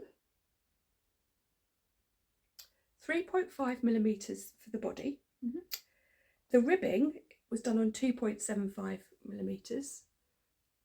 It's a good way you can see, actually, because obviously it pulls it right in, doesn't it? So it pulls it right in. So I am a little bit, I'm trying to decide whether to block it before I do the pick up along the edge. I think you probably should, because otherwise it will just pull it and you might pick up extra stitches that shouldn't be there. So if you see there, even if you just steam just the bottom bit, block it out, so I've got a straight line instead of a line that goes down and then line. Yeah. So and then obviously the ribbing is going to be in 2.75 millimeter needles. So the texture, I'm not going to say too much about it because it is paid for pattern, but you can see it's like you've got some, you need to lift it up a little bit more. There you go. Stocking stitch rows, and you've got some reverse stocking stitch rows. So so it's quite squishy. Yeah, it's quite very bouncy. Squishy. And she says in the pattern that you do to a certain length, and then she says, please be aware that when you block it, it will drop. It will drop. So is that like, you know when singers do the emotional oh my god, what are we doing? What are we doing? I don't know. Anyway, don't wipe your nose on my jumper. I'm not wiping my nose on your jumper, I'm just laughing into it. So, yes. You coughed into my blanket. I know. I thought I got away with that one. No, you didn't. So, that's it. I've got quite a way. It's an awful lot of knitting. What I would say is, if you were going to do this jumper, this pattern, I would do the pockets first, and that would be your gauge swatch, because it's the same textured design as this. So I would, what I'm going to do with the pockets is I'm going to do them 2 at a time. Yeah. So I don't have to do one then do the other. Yeah, so I'm going to do 2 at a time, and then obviously it's easier to reverse the shaping if you've got 2 at a time. Or I find it easier because it's like, well, one's got to go one way, one's got to go the other way. So this the pockets have got to go on, and then it's a case of doing the edging. Can I ask? Mm-hmm. Is this the yarn that I gave you? Might be. Okay.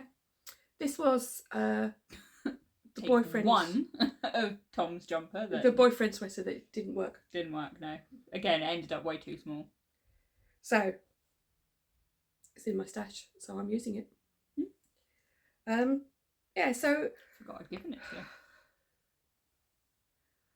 I really wanted to wear this for my holiday, but I've got 2 more works in progress that I really want to wear for my holiday. So you'd I don't have to know. concentrate on one, or So I need to, at the end of this, and perhaps you lot can help me, decide which one I'm going to do. Because I You've think... still got 7 weeks and you are a machine. Yeah, but it's ribbing on a tiny needle, which will actually hurt more, so I won't be able to do as much. Okay, well, let's see what else you've got then. The other thing with this, as a side note, Squidgy, I do like it. lesson learned, don't do this when you're feeling poorly, because you'll get all the way up here and realise that you've messed up the pattern down here. Did you have to drop down? I might have finished it already if it wasn't for that. Yeah. You can't see it though. Because I fixed it! Oh. Yeah, so basically, the ridges, I got a bit... It does look nice, so I'm quite tempted by making one. So... Or requesting a sample.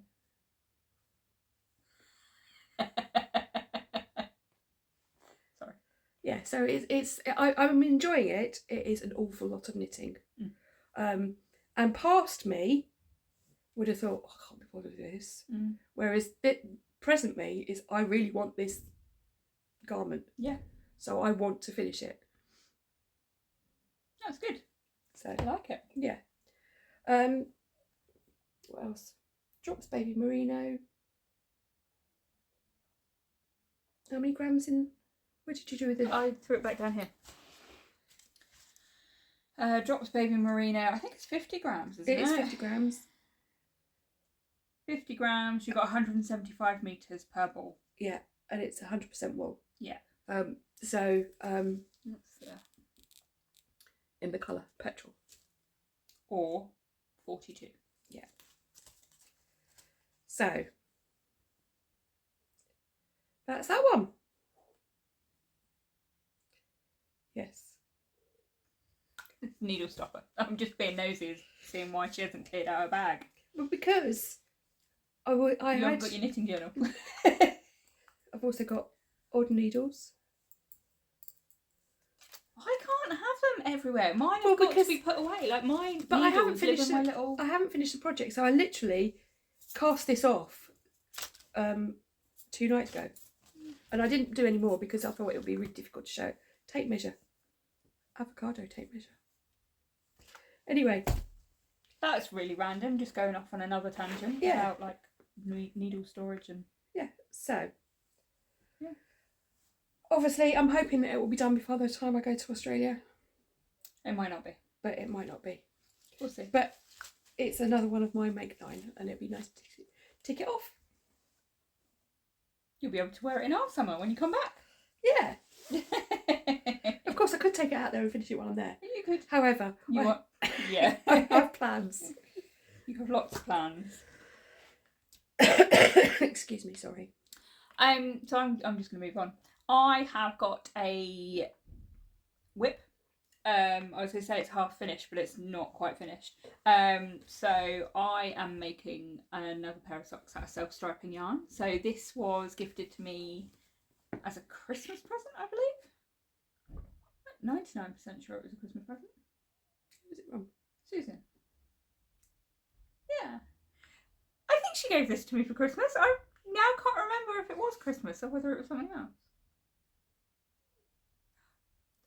I think it's Christmas that I got this for.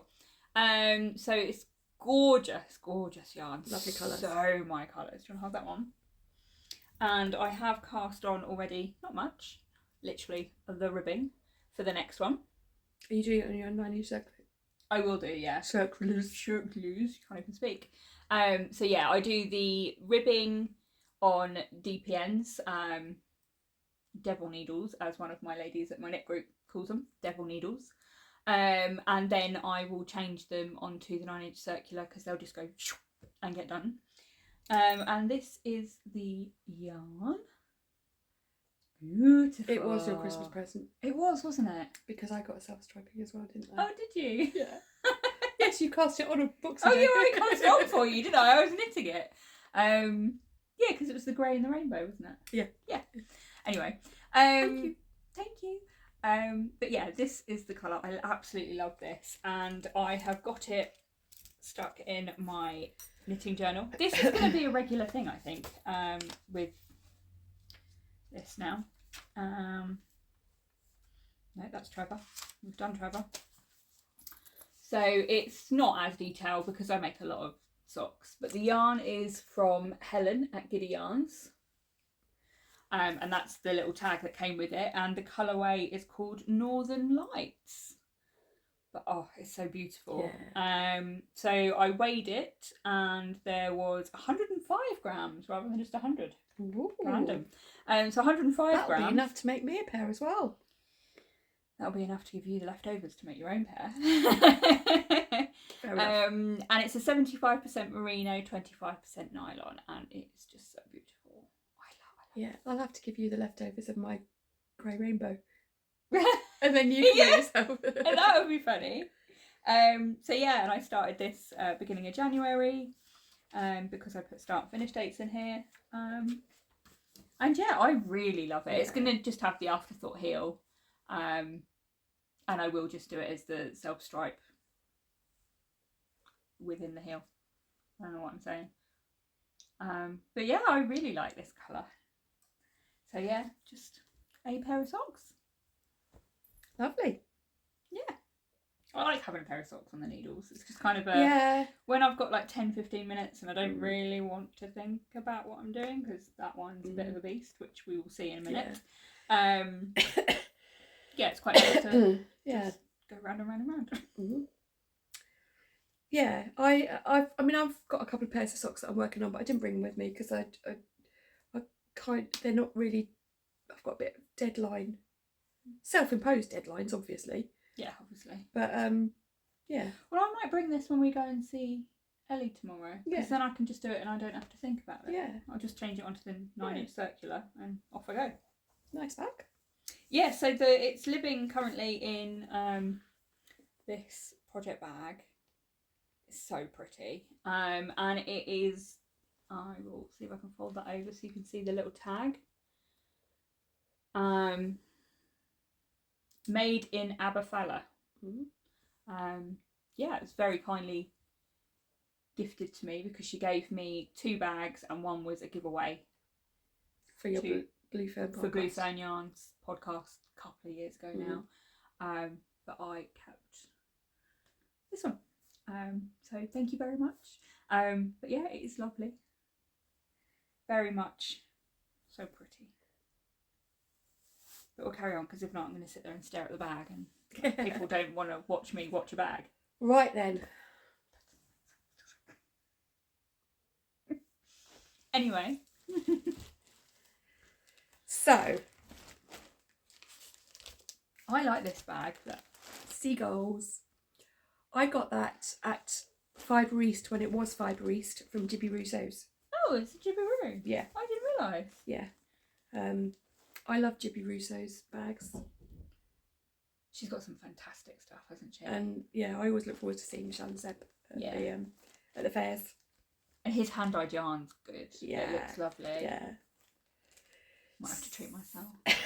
So, many moons ago, I was doing yarn swap. I think it's called yarn swap.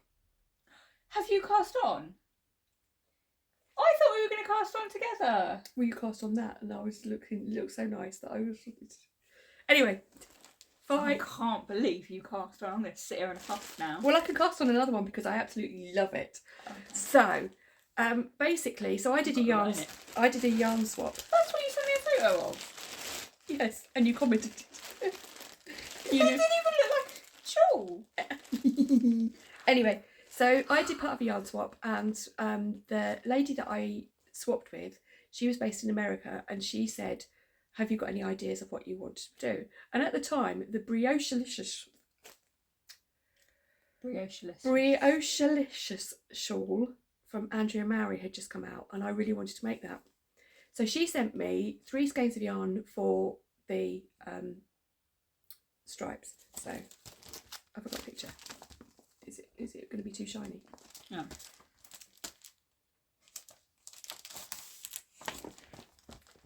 So you've got it's garter and brioche basically. So she sent me I think there might be another image. Talk amongst yourselves. So you've got that one. That one. Oh, that one. There you go. I think this is one of her main images that she does. Ooh. So I think where it's white, it's garter stitch, isn't it? Yeah. And the colours are the brioche. Yeah. So she sent me these colours and leaving me to get my own Main colour. Main colour. So now there's 3 stripes of brioche in this, and you can actually almost get away with just doing, with the meterage and things, you could get away with one skein. However, for the 3 colours. For the 3 colours. Yeah. However, I decided to use 2 of the colours that she sent me. So these are from Emma's Yarn. Okay.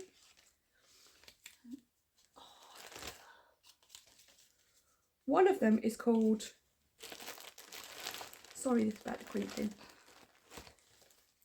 Once Upon a Time, which I think is that one. So this one's Once Upon a Time. What's the yarn base? It is Oh. 80% superwash merino, 20% nylon, 400 yards to 100 grams. So it's like 360 metres, isn't and it? it's Emma's Yarns Practically Perfect Sock.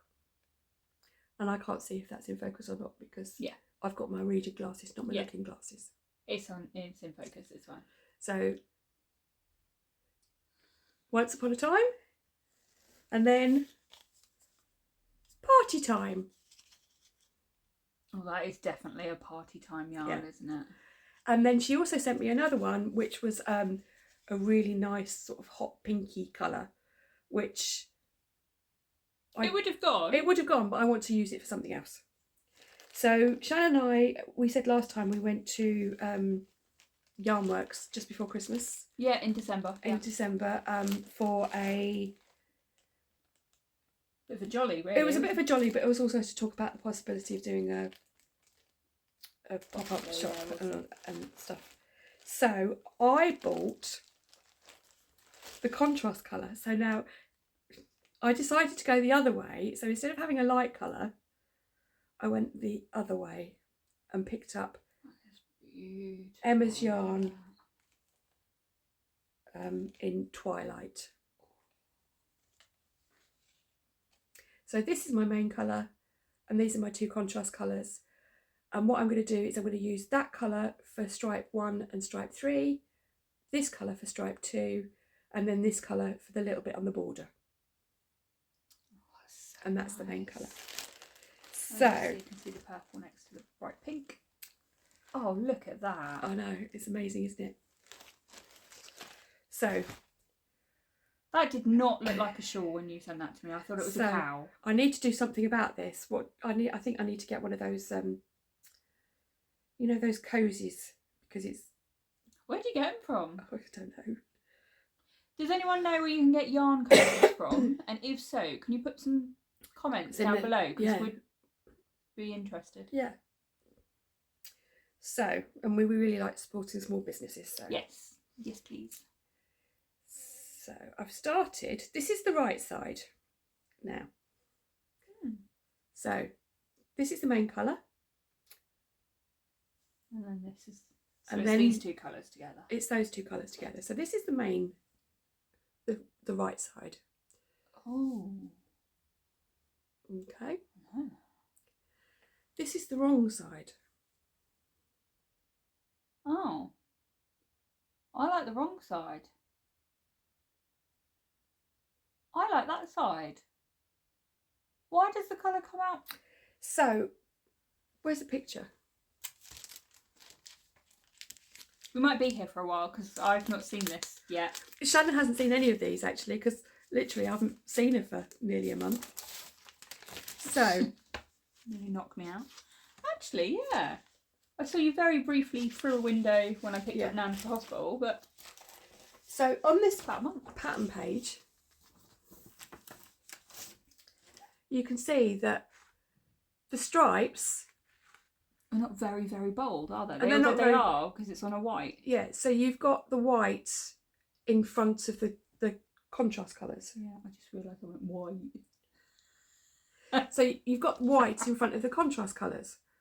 And because the contrast colours are darker, they pop through. So we'll pop that back up there. This way a little bit. Okay. Okay, so on mine, because my main colour is darker,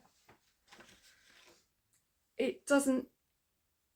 They do show. It does show through. I think once you've blocked it though, it will Yeah. show through a bit better, won't it? Yeah. I And do actually, like it, actually seeing it on camera, I think I can see why. I like both. But it means it's reversible. The thing is I'm just going to be really careful about weaving in my ends, and then I can wear it reverse.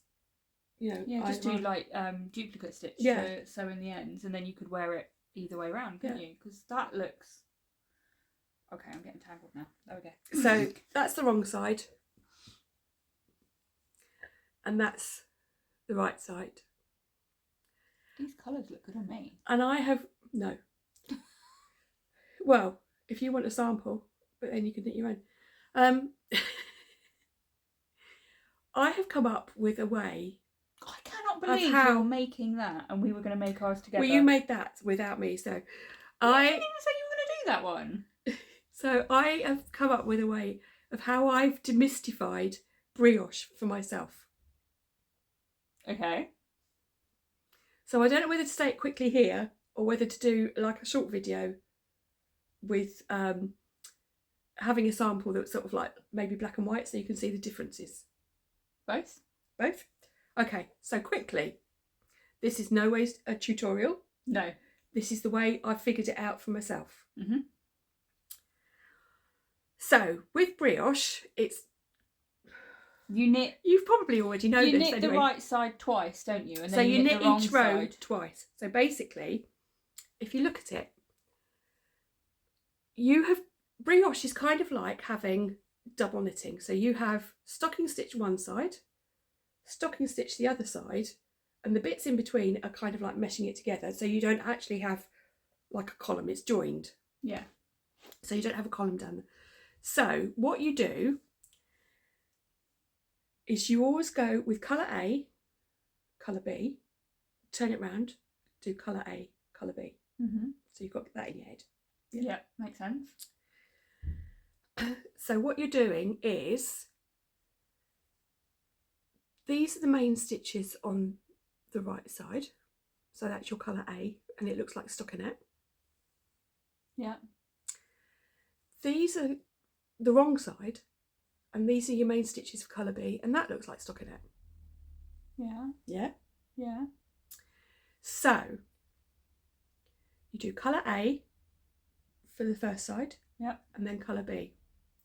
If you're doing stockinette on the flat, one row is knit and one row is purl. Yeah? So you'd knit that colour, you'd purl that colour. On right side. So, yeah. So you right side that one, right side that one. Yeah, so on your first sweep, you knit those stitches and you purl those ones. Yeah, makes sense. And on the way back, you purl those ones and you knit those ones. Oh, it sounds really easy. It does.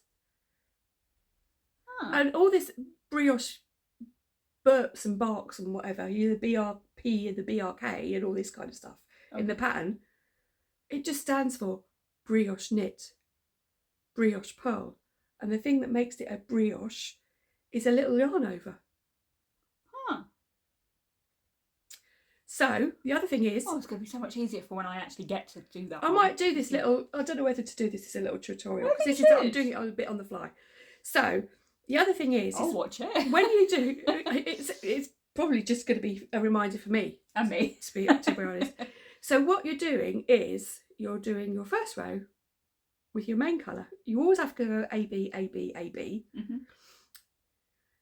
Then you knit the first one, purl the second one, turn it round, purl the second one, knit the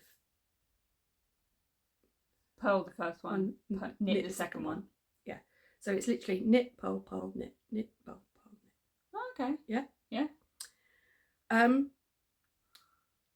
And you do a little yarn over every other stitch, and that helps kind of like tie the two layers together, which is why you've got on the right side these kind of like V's.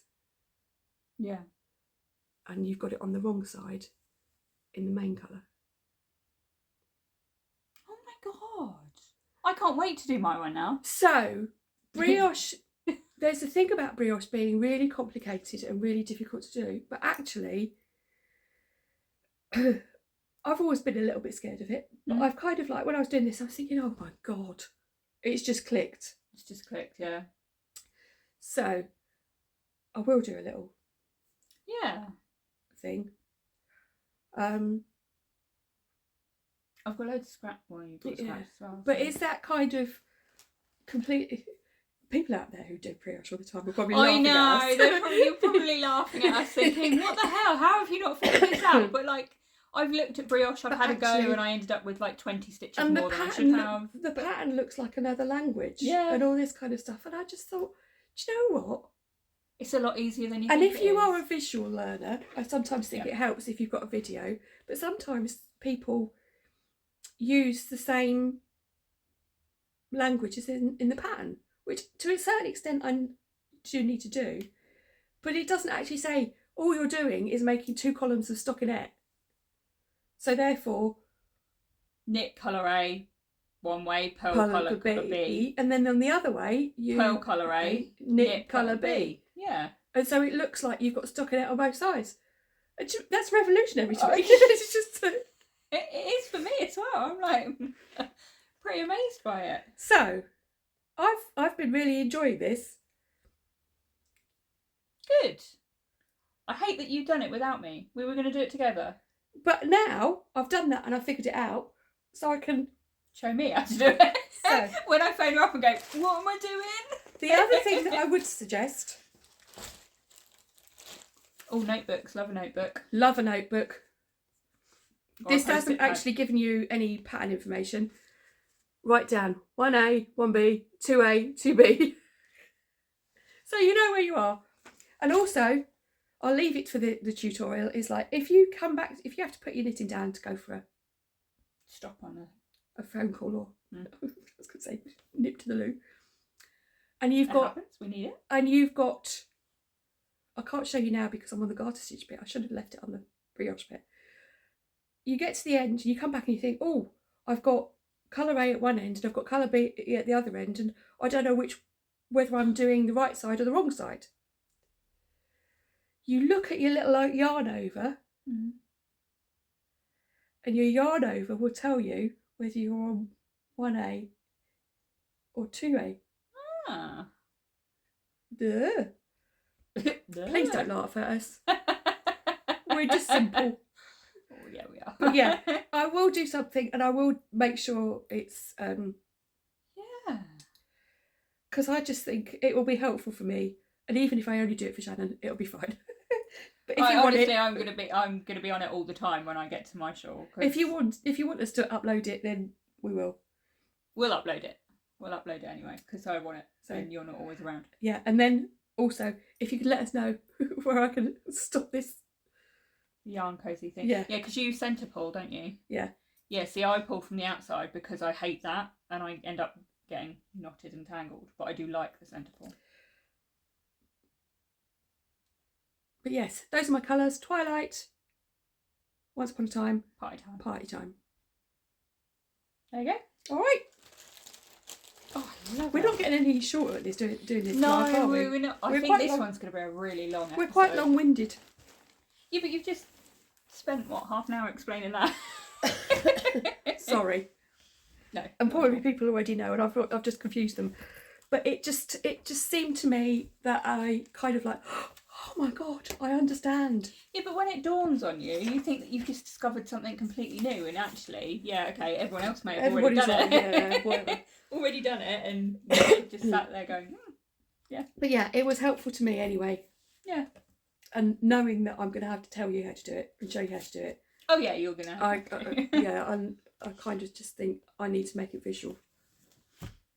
So I don't know what order to do this in now. Because this one's going to be quite difficult to show because I'm up to the 900 stitches. In fact, Penguins are going on. Yeah, my needle stopped. God, that's a bit bright. Yeah, the sun's literally just come out. Ta-ta-da! Penguin! It's Angel Penguin! Ta-da! Two of them. Anyway, these are actually in my shop if you do like them. We're getting a bit ridiculous now, come on. Yeah, let's get this done. This is my last one. I've got one So, more. I'm going to pause. Bear with.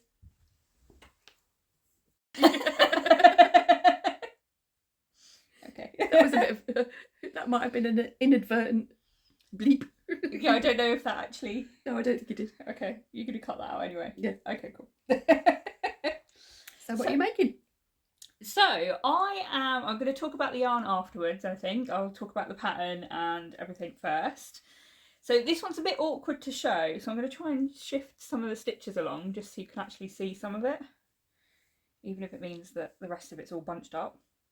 So I've been very monogamous in my knitting because I've been thoroughly enjoying this. Yeah. It's my second version of this shawl. So what I'm making is the Slipstravaganza by Stephen West. Put a picture in, so you can actually see what it looks like when it's finished.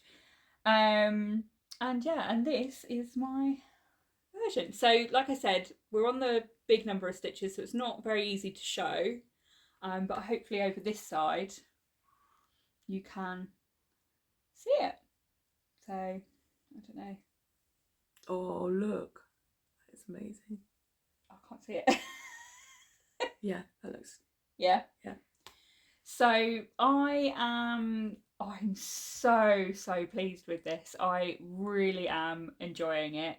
It is a fade that I've bought. And we'll just talk about the yarn really quickly. So the main colour that I'm using is my After Dark colourway on my yak base, which is 70% merino, 20% yak and 10% nylon. And it's almost black. As you can probably see on here, it is literally almost black. Yeah. And then the fade set that I've got is from Stash. I say it's from Stash, I bought it not that long ago. But it's actually the Wednesday fade from Beth at BFY Yarns. She put like a little card in with loads of information. And it's 13 20-gram mini skeins. They're all on a merino nylon 75/25 4-ply. Should we see if we can get a picture of it? Yeah, as it was sold. I can send you the photo. Oh, right, yeah, I've got it. So this will be the image that sorry, my alarm's going off, that's weird. So that's the image of the yarn, the whole set. And when I'd seen that Beth had put it up for her Halloween set that she was doing, like a Halloween box last year, really, really wanted it. And then just things happened, got in the way, and I missed the pre-order completely. Then she had a couple of spare boxes and I completely missed that because I went out to Knit Group and then came back and they were all gone and they're all sold because they sold really, really quickly. And then I saw that she did a pre-order, and again I missed the first time, the day that it went up, but it stayed up for a few days, so I think she did a few. I had to get it because I loved it. It's a very deep, moody fade. Yeah, very deep and moody. Although I'm not sure this is showing that it's deep and moody. Maybe it's because I've got it with black. So we're just going into a little bit of the purples and pinks. So this is the current colour that I've got attached. That'll be sort of the next stripe. And then I've got these 4 more to add in. So I don't know, actually. Wait. They're the 4 that just need to be added in. I know, I love it. So it's a very pretty fade, and I am so pleased with it. It started with... starts with this almost black blue. And then I think I went into colour 2 within this section here, but you can't see it too massive. It's still quite visible, I think. Yeah. And then literally, as soon as I'd done that, I did like 1 row in that black blue, the next black blue, and then it went into the lighter blues. And I think you can see it sort of getting lighter and lighter. And they're kind of like a green, they've got a green undertone to these ones here. And then they go into the blues and then into like a lighter blue into a pink. And then they'll go into sort of like a mauvey colour. Yeah. So then they'll go that way through the colours. But yeah, I'm so happy with this. I have thoroughly enjoyed it. And you did your own triangles. I did my own triangles, yes. So this was the first ever mystery knit along I'd ever done. It was the first ever big pattern I'd ever done. Yeah, because you started knitting in the April 2020. April, and it was the October that Slipstravaganza came out. Yeah. And you did it all, except you couldn't get your head around the triangles, could you? I got it. That's just annoying. Those. Yeah, so it's just those triangles that are in there. So these ones, because you do them all on the right side, and you turn and you do them, sort of thing. They're short row kind of short row shaping triangle type things. And then you get to the end of that row, and I kept thinking that you've got to turn around and knit back, but you don't. You just go back to the right side at the other end, and then carry on again. And it took me ages. I couldn't do it when I first done it. I was quite impressed with what I had done though. Yeah, and it was just literally. So I learned in April, and then I did this in October. And you'd done a jumper and your vertices unite more or less all around. You kind of went in feet first, didn't you? I don't do anything half. And then, all I did was the triangles, and then gave it back to her. Yeah, and then I've just done all of. But she's done her own triangles this time. Yeah, this is completely all me, and I've been keeping it quite quiet from Mum because I didn't want to show her until I was showing you guys basically. But yeah, I absolutely love this. This is just going to be so beautiful to wear. Very excited. So what I could do right now is I could cast off, and this is the smaller. I say smaller because it's not a small shawl. No. But this would be the smaller version if I left it as it is now. Shall we put the picture of your other one in? Yeah. That you made. Yeah, we can put the other one in. And that's done at that smaller sort of size. Whereas I want to use up as much of the yarn as possible. So I think I'm even going to end up with an extra stripe. And then I'll have to do... So when I cast off last time, I actually kind of kept track of how long it took. It took me 5.5 hours to cast off last time. Yeah. Because it's an I-cord bind off, so... Yeah, and so 5.5 hours. So this one's going to take even longer than that, I think. Well, you might be quicker. I might be, yeah. Yeah, it'd be interesting. But yeah, absolutely love it. Beautiful. It's bringing me so much joy, and I can't wait until it's done. And obviously, it is in my little knitting journal, so that goes in there. And she gave you like a little sticker, which is the window. Yeah. I did have a bit of a mess up on section 2, so that is. I'm upside down there. So that's this bit. So I've got the shawl upside down. So this was section 1 here, and then you've got section 2, which is here. And I can't figure out what I'd done, but I'd done the whole of section 2, and I still ended up with like 40 stitches too many. So I think I'd just done way too many repeats because it was a lot bigger as well. So I think I just repeated a couple of rows quite a few times rather than keeping track of what I was doing, because write it down. Yeah, that was just before I stepped this up, and then I just had to do that bit again, and then since then it's been really smooth sailing throughout the rest of it. It's going to look stunning. It's going to look amazing. Yeah, I'm definitely going to tag Beth in it, so it will be really good to see. I can't wait. But yeah. I just need to apologise, the light. So we had a big burst of sunshine, so I had to close the curtain, and now that's gone, and the curtain's still closed, so the light's a bit dodgy, but I think we're all right, aren't we? We're okay, hopefully. Yeah. But hopefully it's not I've only got one more thing anyway, so hopefully... Yeah, I haven't got anything else. Yeah. That's all of mine. I kind of want to finish on that now because that's stunning. Oh, okay. But we can come back to it and do it again. I do need to ask a question. Oh, go on. That's all. So finally, this is another one on my Make 9. Now,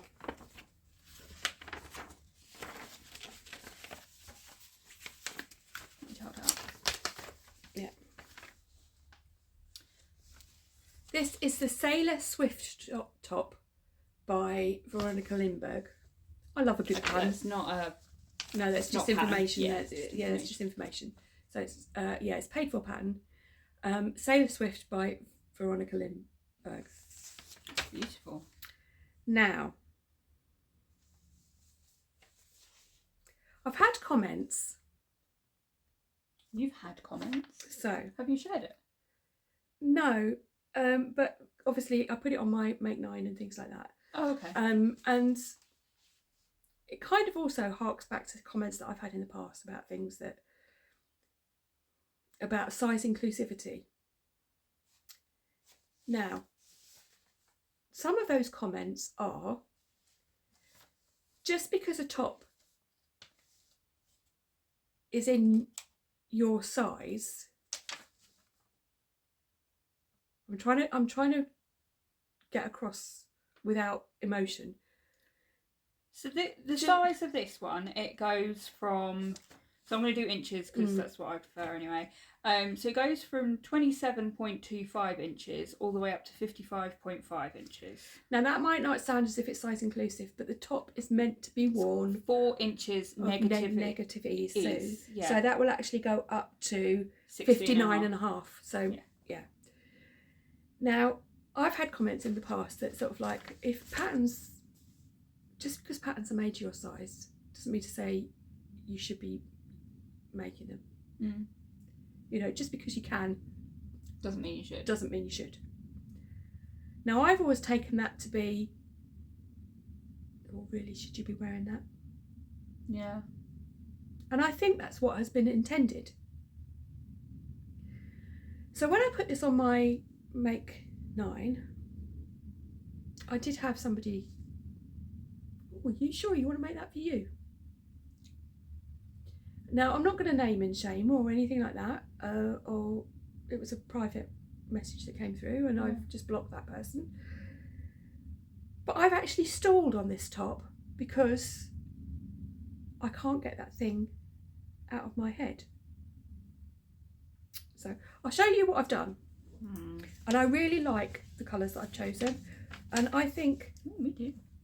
And it's influenced me as well, because if I was to make this according to pattern, and believe me, I have no illusions I am going to look like this stunning woman when I've made it. I'm not that naive, you know. So if I'd have made this, I should have made the 46.25 bust size. Which is the 3XL is what she says, yeah? Yeah, with negative ease. However, I'm making the 4XL, which is the 52-inch bust size, and that will actually give me about an inch of positive ease. Yeah. Okay. So it's influenced me. Yeah. But now I'm thinking, oh, it's going to look horrible on me, so do I finish it? And I was quite excited about it. Anyway, so this is what I've done so far.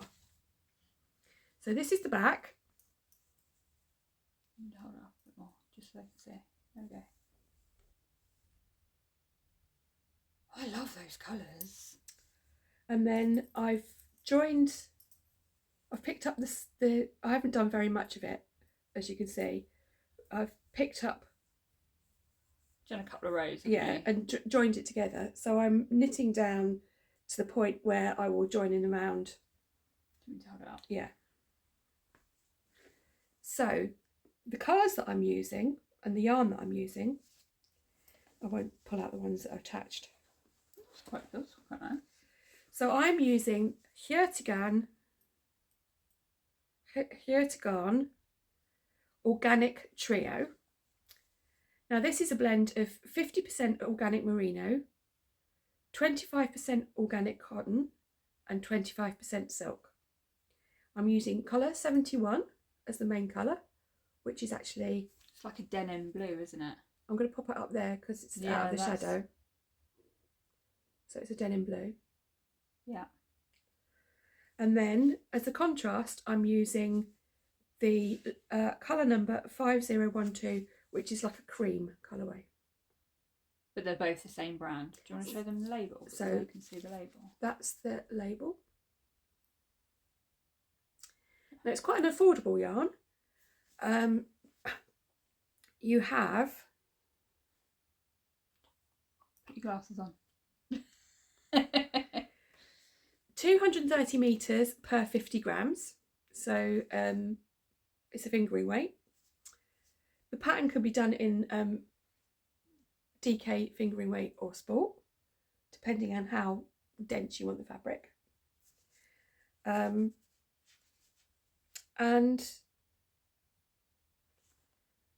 I bought this from my local yarn shop, which was Phoenicia's yarn shop, and it's about £4 a ball. So it's quite handy. Yeah. I can see that you've gone with cotton or linen or anything like that, all for your holidays. I'm so predictable. Yeah. But I also feel that it's quite cool, you know, at my time of life. I want something that's a little bit cooler and yeah. So it's going to have positive ease rather than negative ease. But yeah. I think you should carry on. I don't think... I know it's easier said than done. done. It round, I love the colour and the pattern. Yeah. I think you should carry on. I know it's easier said than done, ignoring the negative comments. But actually, you wear vest tops, don't you? So I do wear vest tops, yeah. In the summer, you wear a vest top because, you know, it's too hot to wear a jumper or short sleeves or anything like that. And if you're feeling a little bit self-conscious, you just put a shawl over the top. Now, what gets me is it's another knitter that has made that comment. That's sad.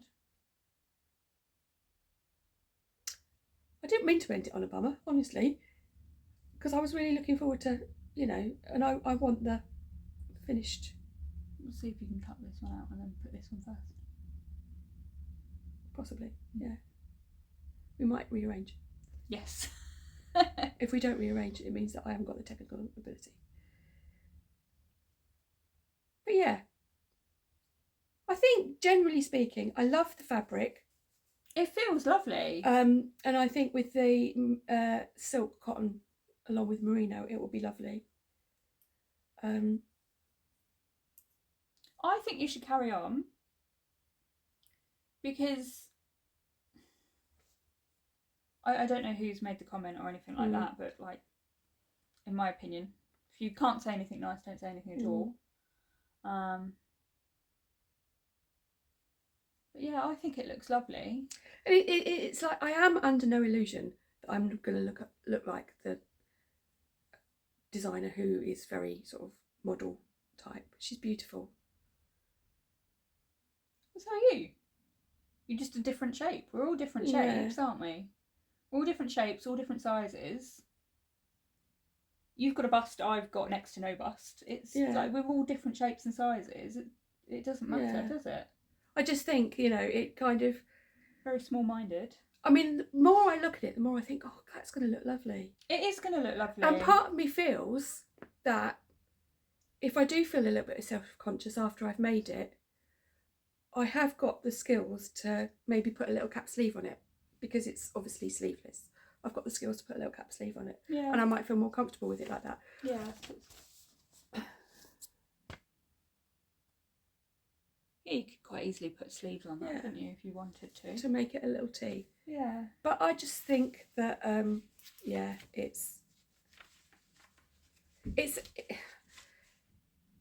it's frustrating when, you know, there's been so much work done over size inclusivity, and why shouldn't you wear what you want to wear? And then something like that can actually knock you sideways. We've got a cat joining us. Hello, Bennett. You may have heard him just stomp down the stairs because he does stomp.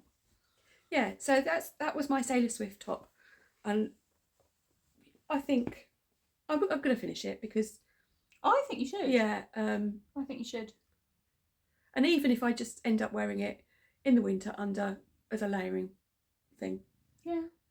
But I was really excited about it, especially my colours. I've got a bit of a theme going on with all the blues and petrols and all that kind of stuff. You know, I wanted it for my holiday, but I think I might sacrifice that one for the traveller shell. Yeah. To get that one done. I think you should finish it. I think you should wear it. Because you're also not one of those people that minds frogging a project. If you don't like it, you'll frog it and reuse the arm for something else, which is a great thing to do, I think. Me, I go through a little bit of devastation. But I think as well that sometimes we do get stuck in a rut about what we wear. Yeah. So we will wear the same things over and over and over again, and we don't go outside our comfort zone. So to attack is too strong a word. To kind of like make somebody feel bad for trying something new. And it was just the kind of like, and to come across as I'm just being kind. Well, actually, you're not. You've actually just really offended me. Really destroyed my confidence about this project. Yeah. So I don't know. What do you think? I'd be interested in your comments actually to see what, you know, have any of you been on the receiving end? And you know, I don't want to drag it up and, you know, make you feel bad or anything like that. But how have you dealt with it? And I hope you've had the confidence to carry on regardless. Yeah. So that answers your question. You should definitely finish it. Yeah. Yeah. Yeah. Sorry about that. I didn't mean to do that. I just kind of like, I thought I'm just going to ask for your people's advice and sort of like not say anything about why I wanted your advice. But actually, it's obviously been playing little wheels ticking and, you know, somebody's got the fingers scratching in there. I'm really sorry that it's happened. Like, if you haven't got anything nice to say, you don't say it at all. So, like, why did she go out of her way? I'm assuming it's a she, I don't know. But why did they go out of their way just to... I do appreciate, like you said, we're all different sizes and we all suit different shapes and things like that. And we all have confidence in certain things. And, you know, the beauty about making your own clothes is you can adapt it to fit you. So, you know, if you've got a bigger bust, you can put bust darts in. If you've got a narrow waist, you can put waist shaping in. If you've got wider hips than shoulders, you can put A-line shaping in, and you'll still have a you can make it to the shape of your body rather than just buying whatever's available on the shelf. But for a comment to be made about, well, just because it goes up to your size, are you sure you should be making it? That is just a direct attack. Kind of, well, what do you think about, if you're saying that about me because for a certain project, that shows me what you really think about me. But maybe it's the other way around. It's she obviously hasn't. Again, I'm saying she. I don't know who it is, but I'm not gonna. They've not got the confidence to make something like that, so therefore they think that nobody else should have the confidence to make something. And I hope it comes from a place of their own insecurity rather than a direct attack. Because I hope that if you are watching this, then you will see what effect you've had. And then if it is your own insecurity, I hope we can help you with that. Coming up.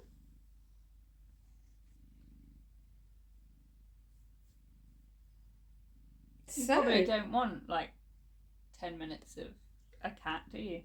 So we are being told it's done. We're done. We're being told it's done. I'm going to be looking after this little fella soon, aren't I? Where you go off to unravel? Yes, I'm going to unravel next month. Very much looking forward to it. But we're also actually we're incorporating Tom's 40th birthday. So his birthday is the beginning of March, and she got it wrong in last year's podcast. Did I? Yes. What did I say? You said it was the 4th. No. Did I? Yeah. Oh my god. Oh, I didn't even realise.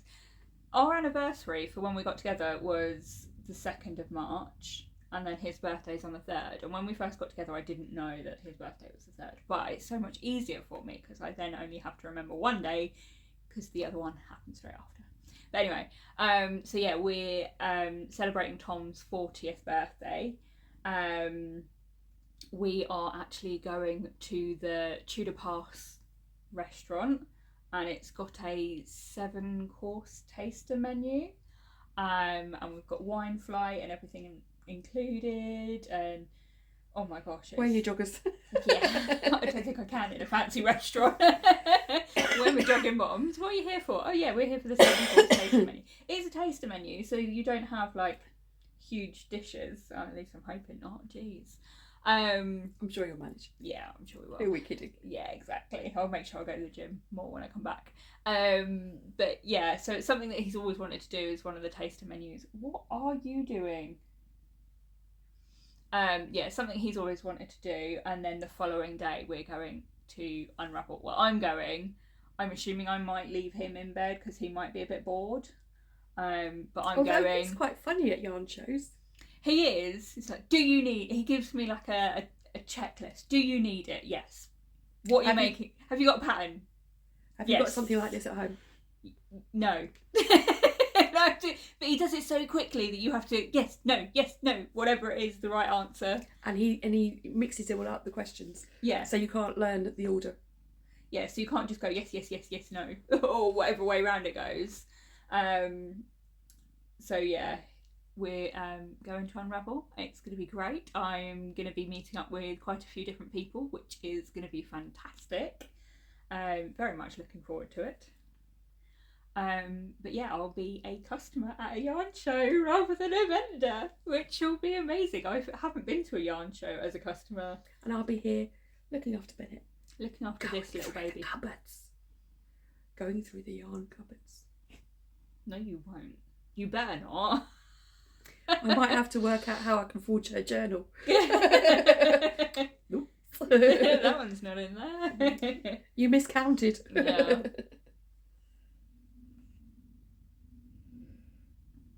He's being really affectionate at the moment. He is. What do you want? You just want food, don't you? Right then, so we will be back in around 4 to 6 weeks. Yep. It will be before I go to Australia. Yes. Oh. Bless you. That was bizarre. I think that shook him as well. Yeah, his heart rate is really going. Anyway. Yeah. And so we will see you in a few weeks' time. If you haven't done so already, if you'd like and subscribe, that would really help us out. Yep, and you can turn on the little bell notification and it will let you know every time we do upload a video. Yeah. Including Mum's brioche lesson. Well, yeah. We'll see how for that me goes. at least. Anyway, even if it's literally me watching it 1,000 times, it'll be me watching it. She might have to help me film it. So yeah. And we'll see how we go. Yeah. But yeah, we hope you've enjoyed today. I hope I haven't left everybody feeling, with a bit of a sour taste in the mouth at the end, because it was a bit, we should have ended it on your slipstravaganza. In fact, I might put another picture of Shannon's slipstravaganza in here. just to liven things up a bit. Yeah. So yeah, thank you for watching. Take good care of yourselves, and we'll see you soon. Yep. Bye. Bye.